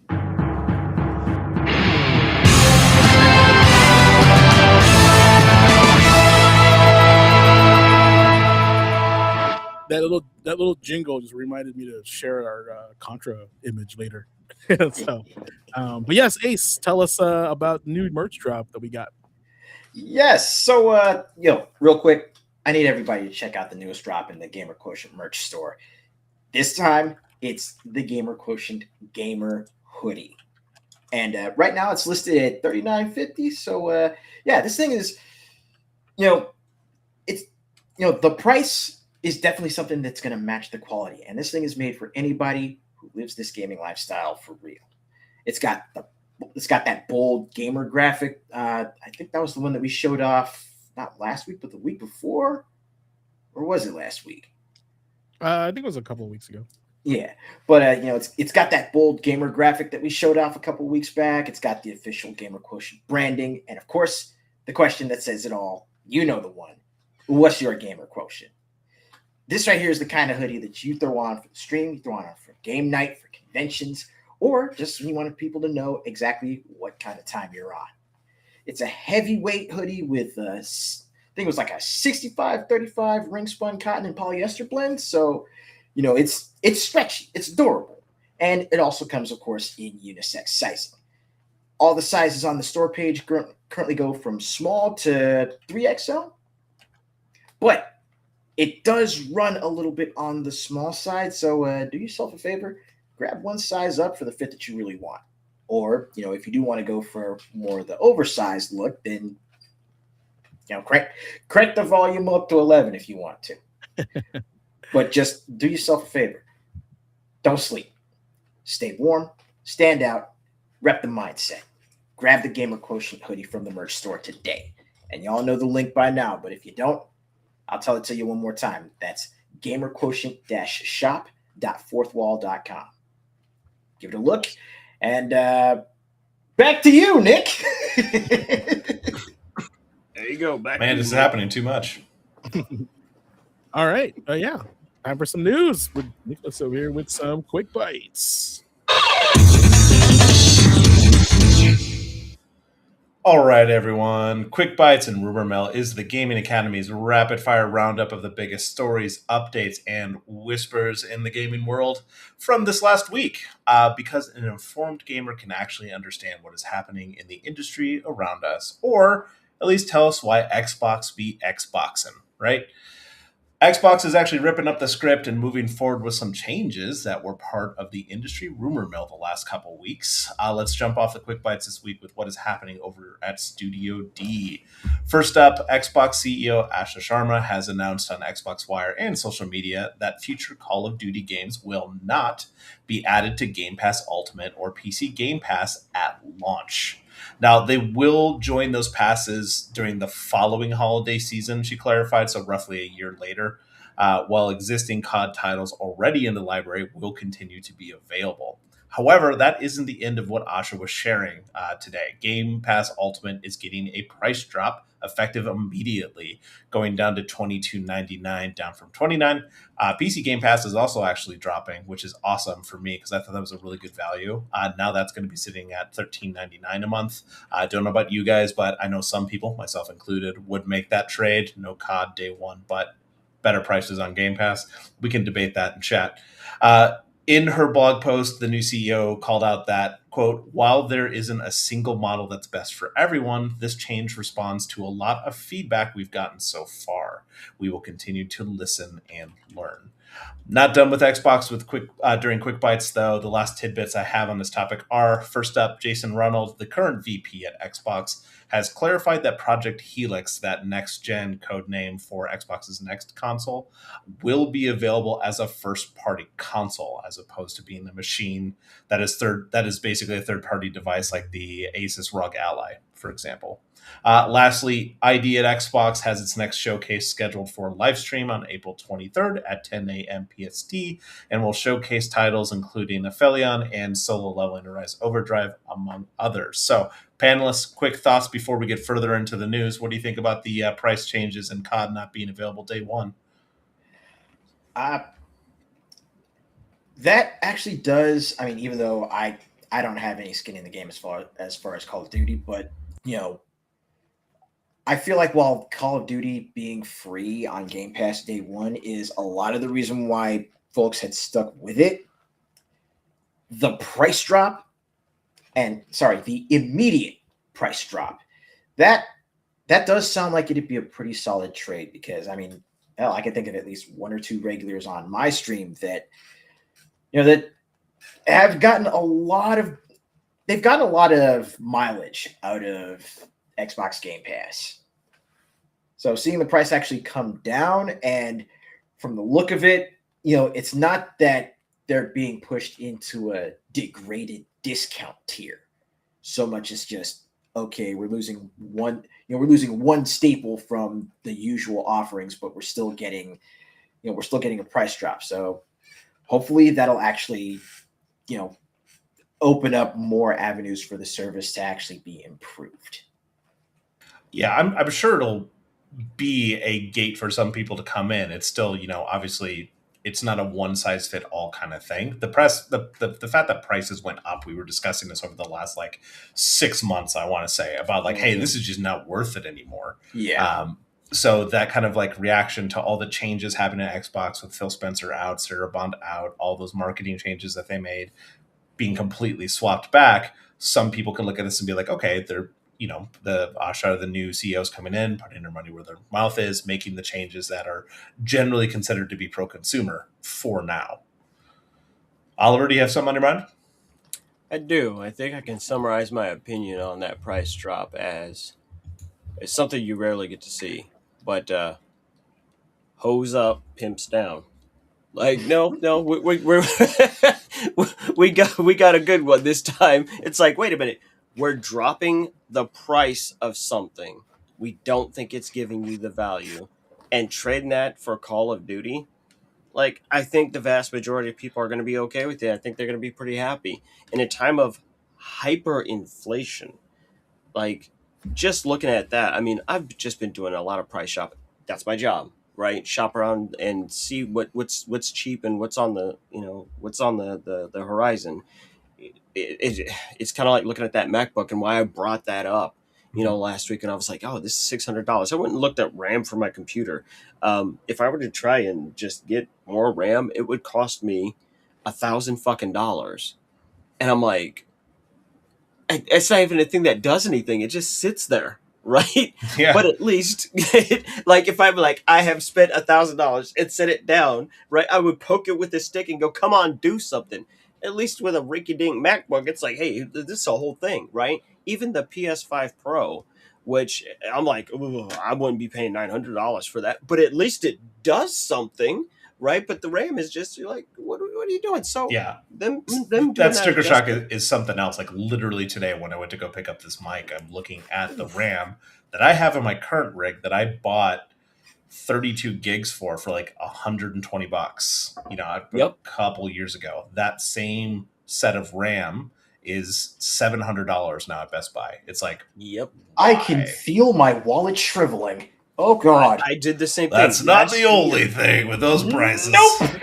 Last year I spent $120. I was like, that seems fair, and just boom, I'm like, it's $1,000 for that? What are y'all doing? That's nuts. So when everyone is hiking up prices, when a price is coming down, I think it's important that we take the time to celebrate that, and them recognizing that there's a deficiency in their system. It is so rare for these companies to admit we're not doing this right? Instead of We're just going to doubling adjust down. this. Double Right, down. Double exactly. down. So Yep. good Small job. clap. Golf clap from Oliver, and honestly, that's saying something after the haterade we've had for 2 weeks. Hey. So, I mean, take your win here, Xbox. Mark that off the calendar. You're good to go. I mean, obviously, like the biggest thing that I first think of is look at the last 2 Call of Duty releases, the last 2 Black Ops. Like, I doubt people were gonna want to have Game Pass being more for those kind of titles. Like if it was one of the big, really good Call of Duties, like if we got another thing that blows up the industry like Call of Duty 4 Modern Warfare did, like people would absolutely be paying money for that. But after 2 installments, I can see why people are like, yeah, this isn't worth the price. And Right. clearly it wasn't when Microsoft was losing so much money by having those games on the service instead. Anyway, we'll move on with that. Thank you for your input. Thank you for your input, chat. I see you up there. The 2026 BAFTA Game Awards were just held last week, and on April 17th, you can see the full list of winners online. But special shout out to major category winners: Expedition 33 for Best Game, Blueprints for Game Design, Arc Raiders for Multiplayer, Dispatch for Animation, Ghost of Yote for Music, and Kingdom Come Deliverance 2 for Narrative. So a lot more winners too, but shout out to those winners for the BAFTA Awards. Insider Gaming has reported that Ubisoft has canceled its in-development title, Altera. Staff were informed and sent home for the day this morning, and while no layoffs were announced, everything is still unclear about what's going to happen next. This was their social sim game that was inspired by Animal Crossing. It was first reported about back in like 2024. This one maybe doesn't sting as much as some of their other recent restructuring casualties, like the Sands of Time remake, for better or worse, or the closure of Red Storm Entertainment, but it's still slimming down continuing at Ubisoft. On the flip side for Ubisoft, though, is the leak of one of the worst kept secrets in the gaming rumor mill lately, the Assassin's Creed Black Flag Resynced project. After leaks hit the internet, it is now confirmed that the world will get to see a reveal showcase for the game on April 23rd at 6 p.m. For a lot of fans, this game is like one of the peaks in the Assassin's Creed franchise library. So details obviously are already flooding my feed.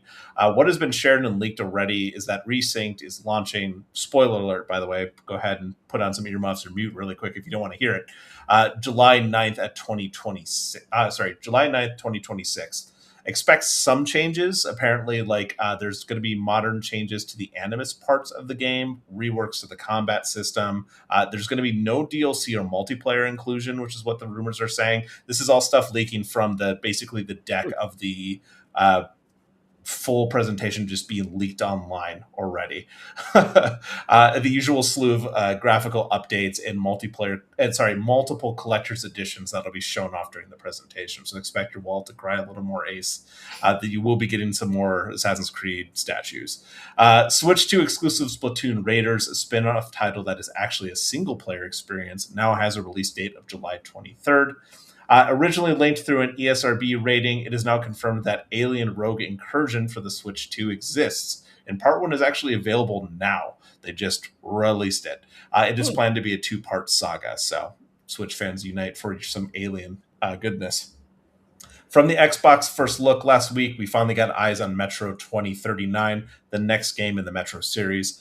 4A Games and Deep Silver have set the release date for that game for this winter, and the trailer is available online if you want to check it out. If you're still playing Phasmophobia, I know that there's a few people on my friends list that still are diehard fans of them. The game's first collaboration has actually been confirmed finally. Alan Wake is coming to the title as a free event on May 12th, 2026. Remedy has actually said they're huge fans of Phasmo, so it's really cool to see a little crossover project between the teams. Via an update on its website, THQ Nordic has revealed that there are 7 unannounced projects, all of which are listed as coming to the Nintendo Switch 2. Nothing else has been shared about these projects, so your guess is as good as mine or anyone else's online. Maybe we should look at what IPs they own and start throwing out a little bit of wish list. It's literally a little card with a question mark. So, like I said, guess away. In addition to those 7, though, the company shared it was bringing several new games re-releases to both Switch consoles, including Epic Mickey, and both Destroy All Humans titles. So fans of those games are going to get to play it on a new updated console. Bandai Namco is also in the release game this week, everyone, officially announcing Dragon Ball Xenoverse 3, which is aiming for a 2027 release window. You can see the first trailer on YouTube now, but one cool note to share is that the game will feature original work from Akira Toriyama, which he completed before he passed away in 2024.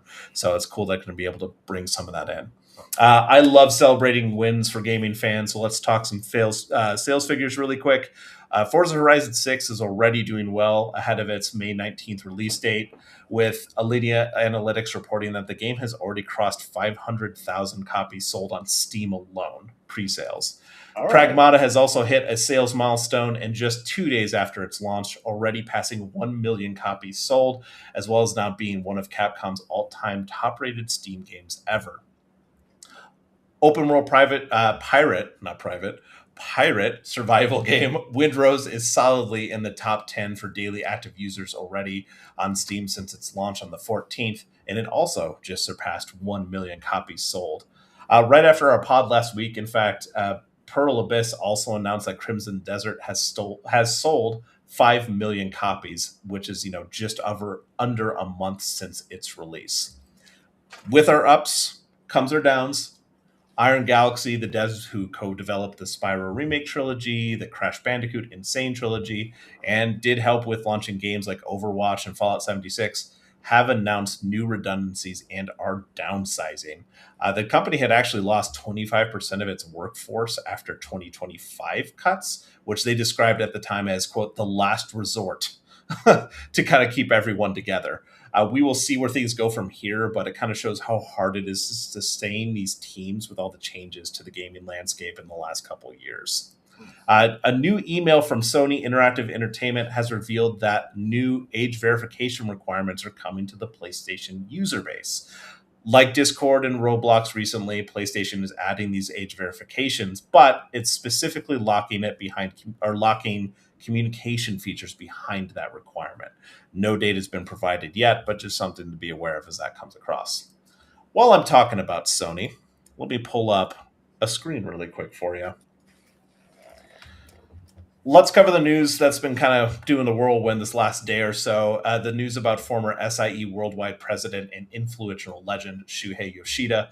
The guy defined the PS4 era of success that the company had with him at the helm. If anything, for me, by the infamous sharing your used games with your friends video that was just clowning on Xbox One's used game missteps, if you remember that one. Yoshida-san was at the 2026 Australian Games Festival Alt Games and spoke about his time at the company, including helping Sony Santa Monica make God of War, helping Naughty Dog make Uncharted and Last of Us, and Sucker Punch make Ghost of Tsushima, which was actually his last title he worked on as president of Worldwide Studios. One of the interesting quotes that you saw here, what was making the news, was after talking about those things he was able to do at being in charge there at SIE Worldwide, was back. But in 2019, after 11 years of leading the first party development, I was fired from the role. Quote, Jim Ryan wanted to remove me from first party because I didn't listen to him, he said jovially, prompting laughter from the audience. He asked to do some ridiculous things, and I said no. So this is what's been kind of blowing up lately. I don't know if you guys saw this news. Did you see this kind of hit the news sites? See a lot of head shakes there. How about you, chat? Did you hear this? Do this something. No. Yeah, do this thing. Nah, dog, that ain't me. So what this boils down to is the notorious changes that PlayStation Studios has kind of gone under when they were under Jim Ryan's stewardship, the Drive for Life service. We don't know what ridiculous things were asked of him, but it did cause Yoshida-san to be moved to PlayStation's indie division before he finally did leave in 2025. The reason, again, this is all over these gaming news channels and sites is because it is a glaringly obvious example of what this console generation is like for Sony and why it feels lost, at least in my opinion. we've all seen this happen through projects like Concord, canceled live service titles like the God of War Blue Point project, Yep. closed studios and restructurings, the decisions driving Bungie's games, and most recently the Horizon Hunter. Was it Hunters Gathering Hunters? I think it's Hunter's named Gathering. Hunter's Gathering. Got it backwards. Yeah, the new Horizon project announcement and the response to that people have had. I mean, people just are not loving this direction. Obviously, Jim Ryan is no longer with the company, but the effects of his decisions and his directions are still felt to this day. I mean, you guys, I know we've talked about Shuhei a few times in the past. Do you have any like strong opinions on this or any insights yourself? I have two things. I'm gonna just get this out here right now. So there was another clip on that. On that article where it's mentioned that Wild Arms creator Akifumi Kaneko had been rejected by Sony multiple times in trying to get a publisher for the spiritual successor that he's working on, Armed Fantasia. You've seen me ranting and raving about this project and also Project Pennyblood, which is the spiritual successor to Shadow Hearts. Both of these games, from what has been shown, look absolutely phenomenal. And it's like, why aren't they getting a publisher? And then I come to find out that, Kaneko-san tried to pitch Armed Fantasia to Sony, and he had gotten rejected multiple times. Which leads to my second point. The most use to society that Jim Ryan has had since he first hit fucking Sony. Uh-oh, here he goes. Well, I'll just say this. He would be more useful if he were to deep throat a freshly boiled hot dog, because at the very least, his screams would provide entertainment. Back to you, Nick. Don't send it back to me after that comment. The opinions of said panelist are his own and do not reflect the overall opinions of the crew. Even He's like, some don't do people that. do agree with him. I'm sure something will be coming along here in a moment. Oliver, you had something to say. Oh, I was just going to say, you were going to say, don't put that evil on me. Mm-mm. He's like, I'm no. sorry, I worked in the corporate thing, and I'm expecting to hopefully one day have an industry job again. So He's I'm like, not I'm going to trying to get burn back. them bridges because Ace is Bingo. getting a little lippy. Mm-hmm. Here's all I can really say about him. I don't think I ever fully understood that man. I'm not talking about Jim Ryan. I just remember we damn near didn't get Demon Souls because he played it and he did not understand it at all. He didn't. And, thank God Atlas was like, a lot of people seem to be important in this game. Can we publish it? And they were like, yeah, fuck it. Why not? Right. But, I consider him a very middle of the road as far as executives go. Right. Like, he understood the importance of indies. And that's really, really, really good. I'm really curious. And, obviously he was trying to save his own relationship with that. I think that's a really important thing because he didn't say what they were disagreeing about. Right. And I did see a really interesting note in the expanded comment about that with him saying, he and Jim Ryan had been at Sony as young men. Right. And so he was like, it's really hard to be friends with your boss. Right, when they were nobodies, and then have him be in charge, and that kind of friendship and friction can definitely get in the way of that. So I just thought it was really interesting how so many people are so quick to jump to his side, but it's a thing that always bothers me when I see developer comments or quotes and things like that, and we never get a chance to hear what the other person has to say. You know what I mean? I'm just like, whether you like Jim Ryan or not, there were reasons that decisions got made. This kind of comes back to the Bobby Kotick thing, right?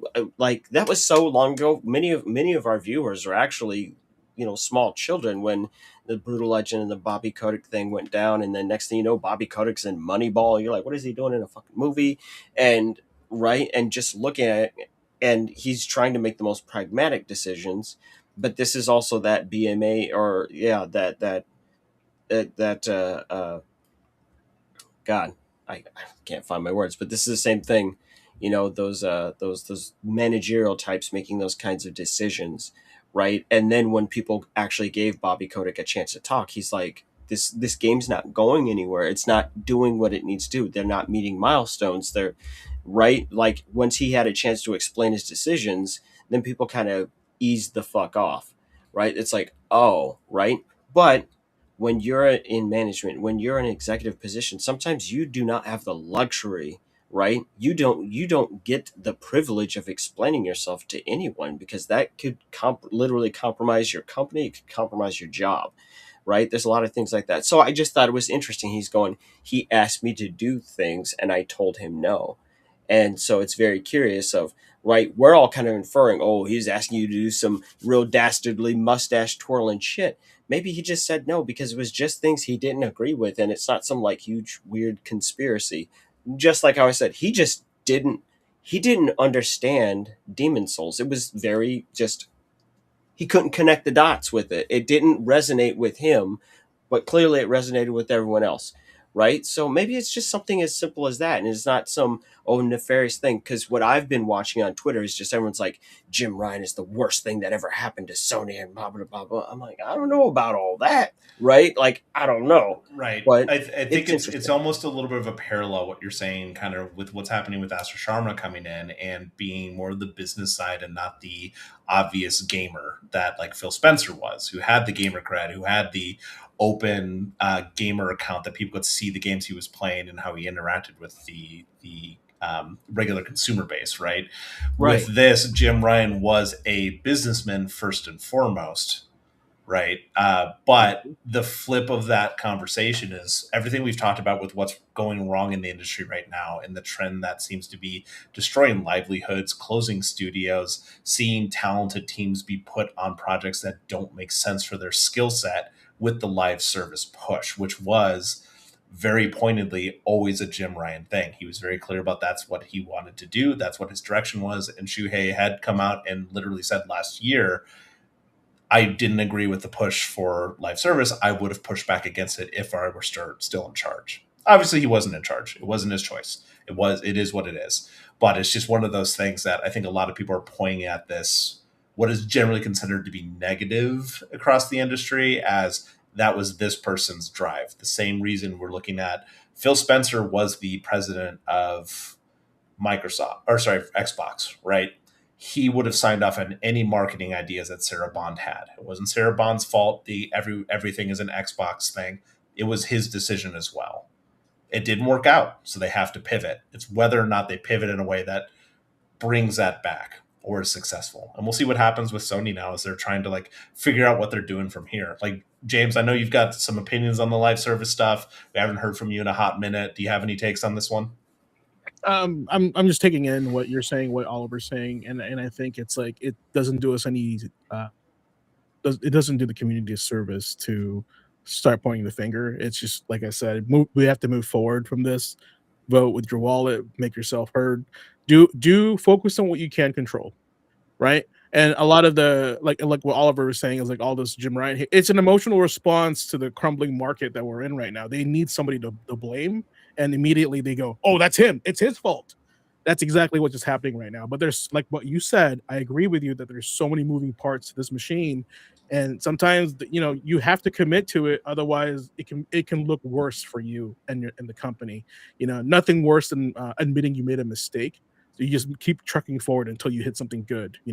That's my 2 cents on that. And live service has always been just a straight up gamble. If you hit it big, you hit it big, right? But there's just so many failures or so many things that just don't work out. So a company as big as that is going to be able to take that many more risks with that much capital behind it. That's the same thing I've been saying about, or people have been saying about, not just me, about Microsoft for years. When they were buying all those studios, it's like they have the funds to do it. They have that Microsoft checkbook to do it. They can take these risks. It's whether or not it comes to fruition. And clearly for a lot of those teams, it didn't, or we haven't heard from them since.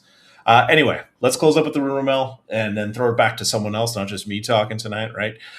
So last little bit, 2 rumor mill things for you. As always, take these as a grain of salt. They're just here for us to have a little bit of discussion, maybe have a little laugh, or, maybe learn a little something that could be coming down the line. On an April 14th episode of the Broken Silicon podcast, known YouTube insider Moore's Law is Dead dived into leaked documents concerning the in-development PlayStation 6. According to what was shared, the documents cover potential leaks of the PS6 portable and backwards compatibility with PS5 and PS4 games. As the insider says, quote, it directly shows Canis, which is the PS6 codename, backwards compatibility support. Another part of this doc, it literally says back compat PS4, PS5, just says it right there. Also, one special note with these leaked documents, the podcast did dive in a little bit to the fact that this is not going to be done, this backwards compatibility will not be done via software emulation, but instead it's going to be embedded directly in the technical structure of the new machine itself. So it's kind of a cool news for people who were afraid about emulation and that kind of thing. It's going to be directly in there. Kind of reminds me a little bit of what happened with like the PlayStation 3 launch with its 60 gig, just having that built in. Yeah. So kind of cool. Take it as a grain of salt, but until somebody says something official, this is just, a voice on the wind, but potentially some good news for people, fans of physical media. GQ, I know you got some PS4, some PS5 games. Being able to play them on a new PS6 might be pretty cool. Via X Cancel and user Vol Skimmer, Street Fighter 6's Year 4 DLC may have just been leaked. That being said, even this user pointed out to take this one as a grain of salt too, as, quote, Capcom tends to put out fake information as a distraction, end quote.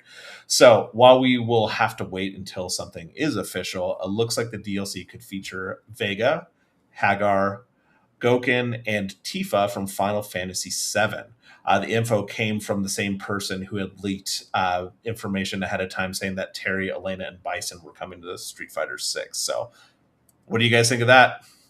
That is a list, boy. That's awesome. That just sounds fun.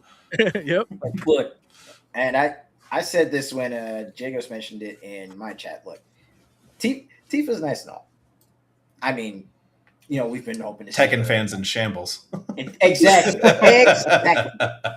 But Hagar finally being in a proper Street Fighter after Guy and Cody had their rounds for literally decades now. I am here for it. Please let me be able to step up and whack Bison with a lead pipe. Oh, I'm happy just Gouken's back. That was my dude in 4. So, all right, guys, that's the news and rumor for this week. Thank you for throwing down with some extra stuff in chat. Appreciate you putting it in. It was a much more positive week overall, I'd say. Yeah, a lot less layoffs. There were still some. We can't, break the trend too much. But definitely like more happier news, like sales goals. It's always cool to hear when like a milestone gets passed by a game that you don't really expect it to, or it goes really quickly. We're like, oh yeah, that game's good. Or it's a small team, or even if it's a bigger game or a bigger team, the fact that it sells quick, you're like, oh yeah, people be buying. right. Which again, like voting with your wallet, you may not like those games, but they are selling. I don't know if I'm ever going to play Windrose, but the fact that it's already selling that well, it's like, there we go. I actually feel like it's kind of a neat little coincidence that Windrose, just hit the market when it did, especially with all the rumors and everything going around about Ubisoft's worst kept secret. Right. It's like, oh, we sailing the high seas again? Sounds good to me. Oh, we got Skull and Bones at home. Don't worry, I've been playing it, man. Listen, I done fought the final boss of Windrose, and it's called a fucking boar.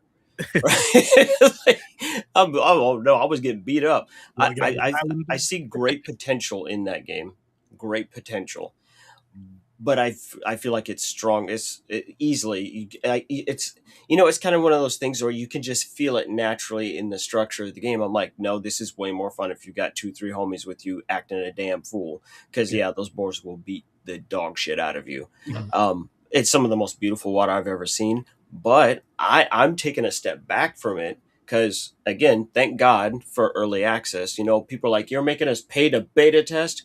But actually, I'm looking at it, I'm going, it's good to know that this isn't finished and you're telling me you're still working on it. So I'm not forming a final impression either. I liked what I saw, but that shit made my computer crash.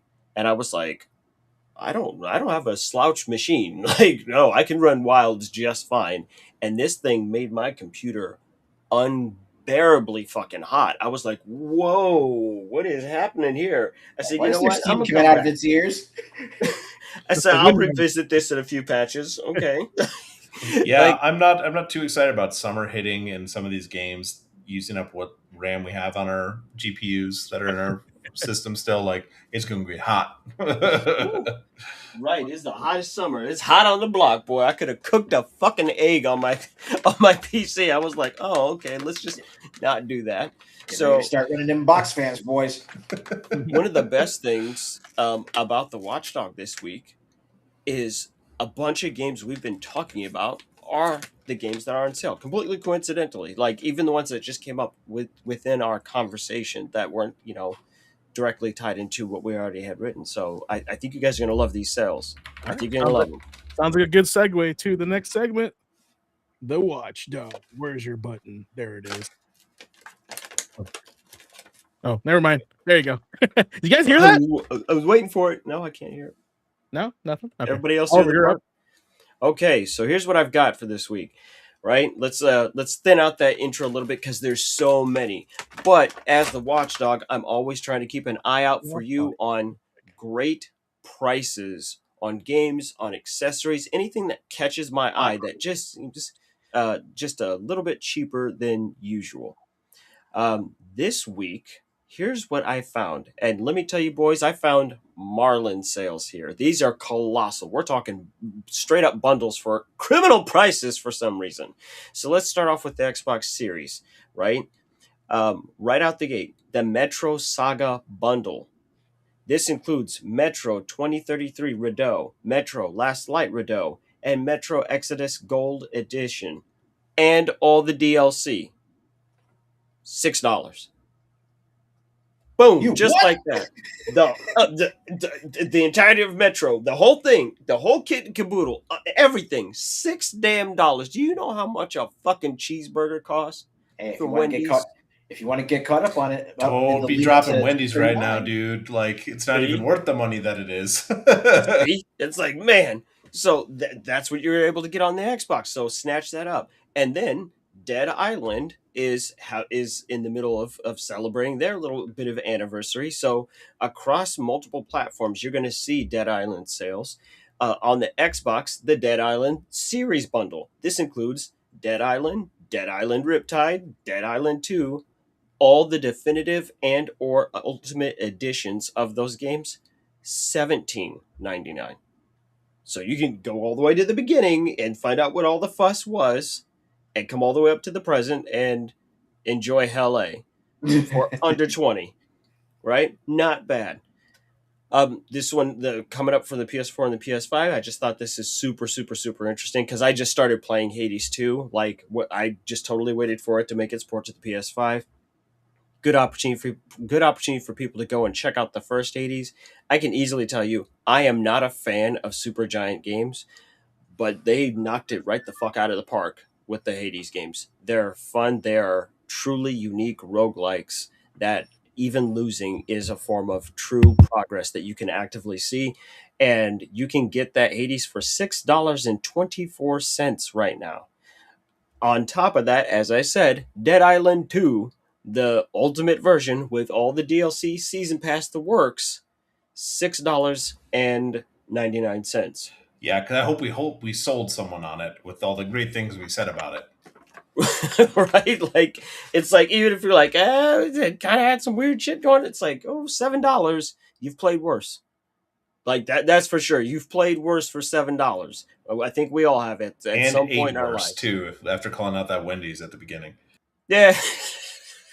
Now we've got just a bona fide classic, Final Fantasy X and 10-2 remastered, clean $10, right? So you're getting two games for $5, right? That's real nice. You might like 10 better, or you might like 10-2 better, but either way, you're making out like a bandit. Then we've got Castlevania Requiem, which includes Symphony of the Night and Rondo of Blood, and that's $6. Moving on to PC/Steam. Dead Island, once again, but only the base game, $5, right? Huh. And then we've got I believe, as far as I know, there's a smaller publisher out there, Alawar, right? And they make some odd games. You don't hear about them very often, but when they do, almost every game that they've put out has intrigued me. One of them, before I get to the biggest deal I've put out here yet, before we get to the biggest deal, um, just after, let's see, I want to say I played it 3 years ago, but one of the most interesting games they made is called They Always Run, and you play a bounty hunter who has 3 arms, and he's a mutant, right? So he has a third arm growing out of his back. This means that you will fight people with 3 swords at a time, or you will pull out 3 guns. And it's side scrolling, it's platforming, it's combo heavy. The animations are beautiful. It's one of those games that just completely gets looked over, like kind of like how a lot of people just looked over Hunt Down, for example. It's Oh.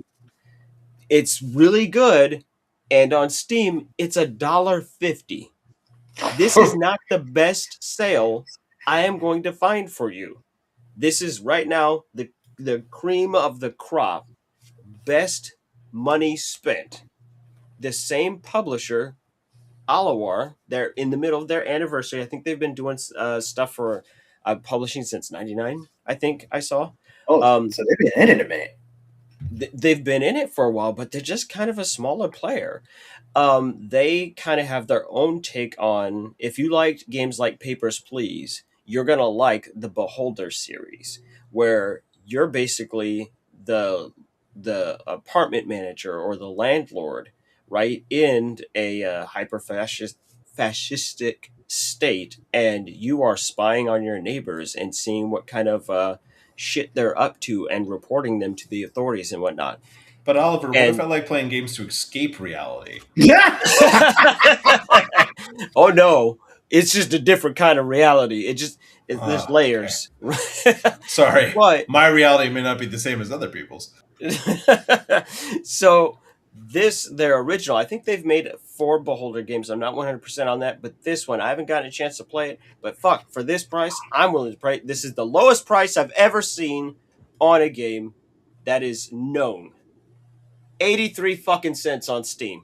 83 cents. Look, you can't go buy a decent regular pack of bubblegum for 83 fucking cents, right? You're gonna get some off-brand shit. You ain't getting the double mint twins. Like, no, You're getting an old pack of Fruit Stripe. Yes, that's just gonna run out of flavor in 3 seconds. It'll just hurt you. We're so old. I remember when Fruit Stripe gum came out to market. That fucking hurts me in several ways.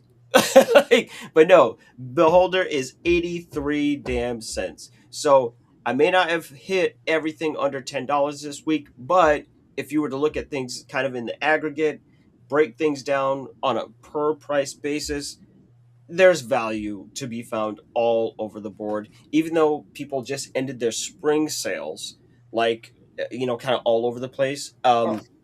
They're bringing it back around in another way. Like, everyone's just kind of stacking sales. I think it's probably because they're getting ready for Summer Game Fest and stuff.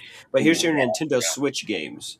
Hogwarts Legacy. I don't care about Harry Potter, but boy, do I know a lot of people who care about Harry Potter. And on the Nintendo Switch, you can get Hogwarts Legacy for $8.99. I don't care about Dead Cells, but a lot of people really care about Dead Cells, and especially getting that crossover with Return to Castlevania. You can get that for $6.99 on the Switch. Now, a game on the Switch that I absolutely played, and I can tell you right now, if you're anyone that has a niece or a nephew, or you got young kids and you're trying to find a video game that you know that you can play with your kids, and it's fun and it's just absolutely charming, The Plucky Squire, that was a Gotti pick for me. It's incredible, where you are a storybook character and you literally jump out of the book and you are running around in the physical world trying to save the kid that owns that book, right? Because the bad guy is trying to get out of the book.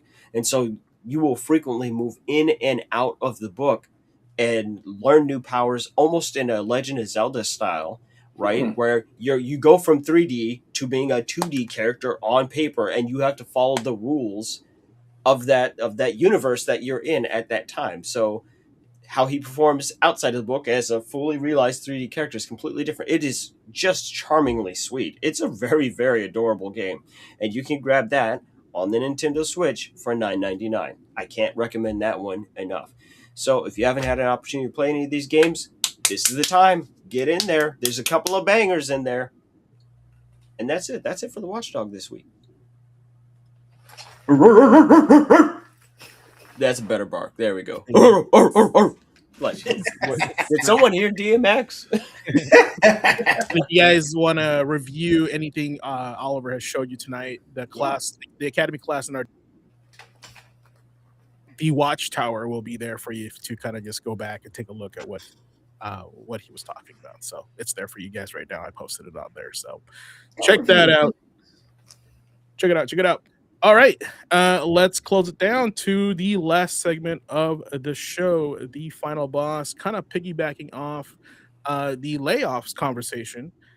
This one is called Build Where You Are Valued. So I'll get that going for you guys here. This one is called Build Where You Are Valued because sometimes in life, it'll put you in a space that benefits, maybe not so much where you need to be, but where you should be. So sometimes life will put you in a space that benefits from your talent, but never truly value it. And that can mess with you. I know it messes with me because after a while, if the wrong room keeps overlooking you, underestimating you, or treating you like you're disposable, you can start wondering maybe you were never that important to begin with. Imposter syndrome. But gaming teaches us something different. Look at Hideo Kojima. After everything that happened with Konami, a lot of people could have looked at that situation, just seen a messy ending, but Kojima kept creating. He built Death Stranding. Love it or hate it, the point is bigger than one game. The creator did not stop creating just because the old structure ended. Now we can also look at Bloodstained. Now, for a lot of players, the spirit of Castlevania never really died. Koji Igarashi took what people loved and what still had life in it and built something new. That is one of the clearest examples in gaming of somebody saying, if I cannot build it there anymore, then I will build it somewhere else. And even look at a franchise like Double Dragon, which we're, touching on tonight in Memory Card Chronicles. That game helped define a whole lane. That the industry moved on, trends changed, genres rose and fell, but the DNA of that kind of fun never disappeared. Real ideas survive. Strong foundations survive. Things with conviction find a way to live on. And that's the lesson. Being pushed out is painful. Being overlooked is painful. Losing your place is painful. But pain is not proof that you are finished. Sometimes it is proof that the old structure could no longer hold what you were meant to become. And that lesson is bigger than gaming. Some people stay in the wrong room too long. I have too. A room that tolerates them but does not celebrate them. A room that uses their gifts but does not respect them.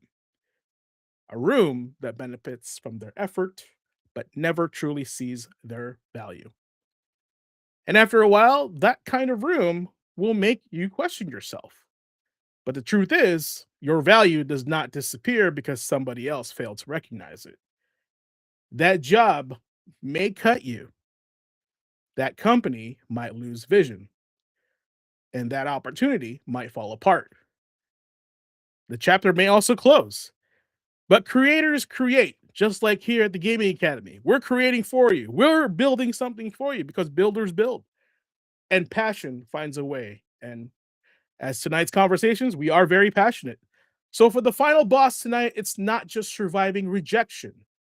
It is having the courage to ask yourself, am I trying to force growth in a place that was never built to value what I bring?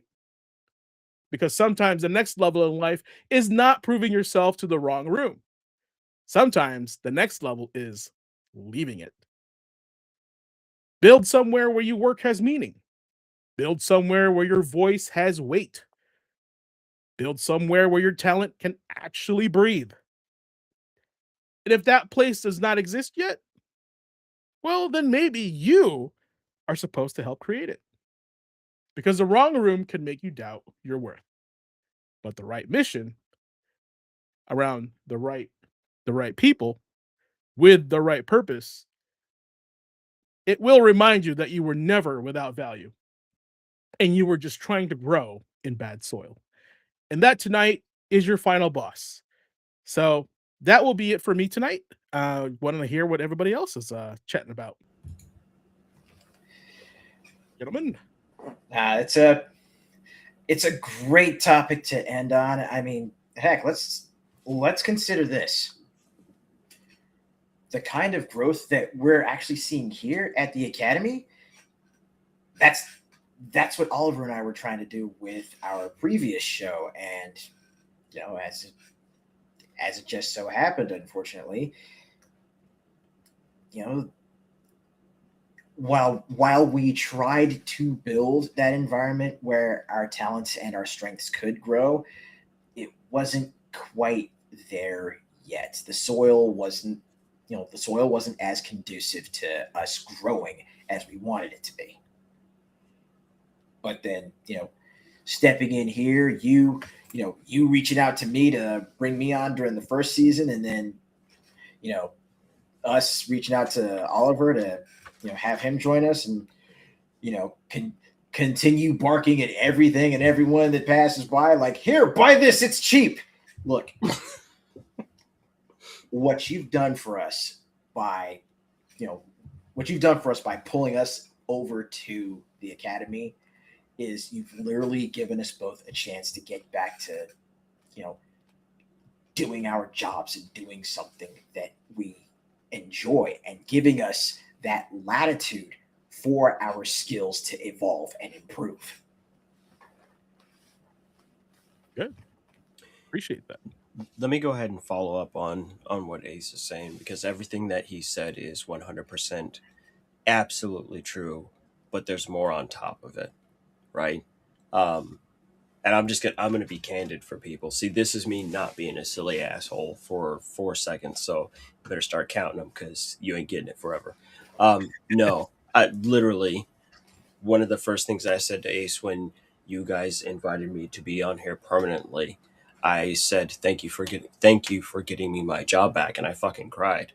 I cried because I really, really cared about that podcast. That was so important to me because I knew this was a format that I was made for, right? Where I was supposed to be, and losing that and having to go all the way back down to the bottom with nothing was a really demoralizing blow. It didn't take me out of the game, but boy, it brought me down, right? And then to see that you guys were actually trying to do the thing that Ace and I had been trying to accomplish in the first place, and to get this meeting of minds in one spot, that's been a huge boost for me. Like, ever since, right? Like every Tuesday, I'm super excited to get in here and do this and get the yucks and try and figure out something new and to sort this out, and how we sit down and we collaborate together to try and figure out the best way to.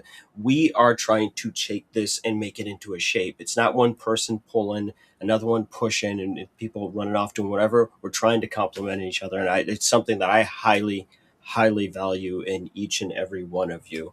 And I hold you all in high regards for your own unique talents. And I'm not saying that to puff you up. No, I really do mean that. It's been such a treat. It's been a privilege. It's been a blessing to actually get to be a part of this.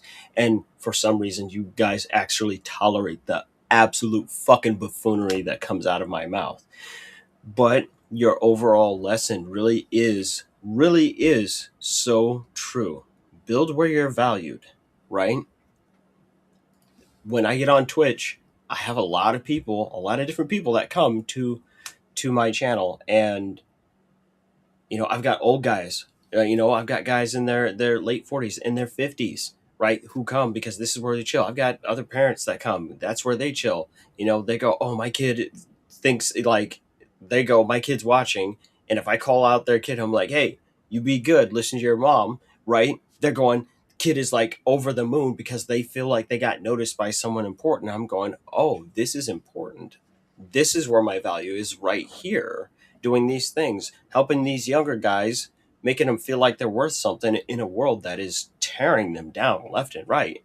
And to just be able to go, hey, you come with me. We're going to go over here and do some badass shit. Watch this. Let's go. Right. That's where you build. My wife has a very similar saying to our final boss for tonight. She has told me since the day we started dating, she said, one of the smartest things you can do is spend your money where you use it. And I was like, what does that mean? It's like, imagine if you had a commute that was 5 hours a day, every single day. Are you going to do it in the world's most uncomfortable car? Or if you're going to be stuck in that car for a 5 hour commute, you can make sure that's a nice, comfy little ride with all the amenities and fixings now, aren't you? Right? You're using it constantly, so that's where you spend it.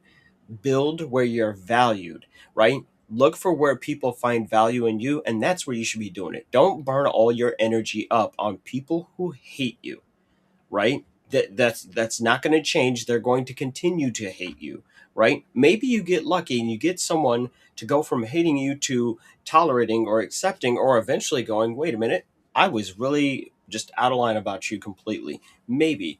But if you try to pursue that hard, you're going to come up short, right? Go to where you're valued. Do those things because it will count for something, and it will blossom into something beautiful in time if you let it. And that's my thought. Nick, got anything to share? Nothing to add on top of the great things everyone else has said. Just agreeing with the going where you're actually valued. Especially after losing my job at Microsoft, I was at a low because I worked so hard to get into the industry away from retail, and losing that. And obviously, since then, I've seen that it wasn't anything I did wrong. It's just like all these people working in the industry now that are getting hit with redundancies or anything like that. Don't lose your worth. Yeah, go where you're valued, man. The world's too big to be in one space. That's Translation. Nick was like, I don't like those motherfuckers at all. No, I understand the business decision of as it was to why my position changed. Like, made sense when I was able to find out why it happened. But when it's in the moment, you don't feel that way. When you get that call, or actually, I remember because I logged in, and this happened so much. I've been reading since, in tech. I signed on for the day. It was a Friday, and I couldn't access my accounts. Like, I couldn't access the social media accounts I was in charge of. I'm like, hey, my passwords aren't working. Let me ask the boss, like, hey, are we having any server issues? It's just kicking my stuff back. Didn't even click for me yet. And she said, let me check it. Let me check on that. Absolutely. I'll get back to you. And the next thing I know is before our morning stand, I'm like, hey, can you jump on the call? I was like, sure, can do. And it was the first person who joined was someone whose name I didn't recognize and had HR next to their name. And I was like, oh, it's one of these. That's Got it. It happened real quick. But yeah, no, that was just kind of a shock. And I definitely felt deflated for years, especially because my wife and I moved back up to Bellingham. Because I was a remote worker at the time. That was not how it started. So I lost my footing. I lost my kind of anchor. I lost everything I had worked for the past 5, 6, 7 years.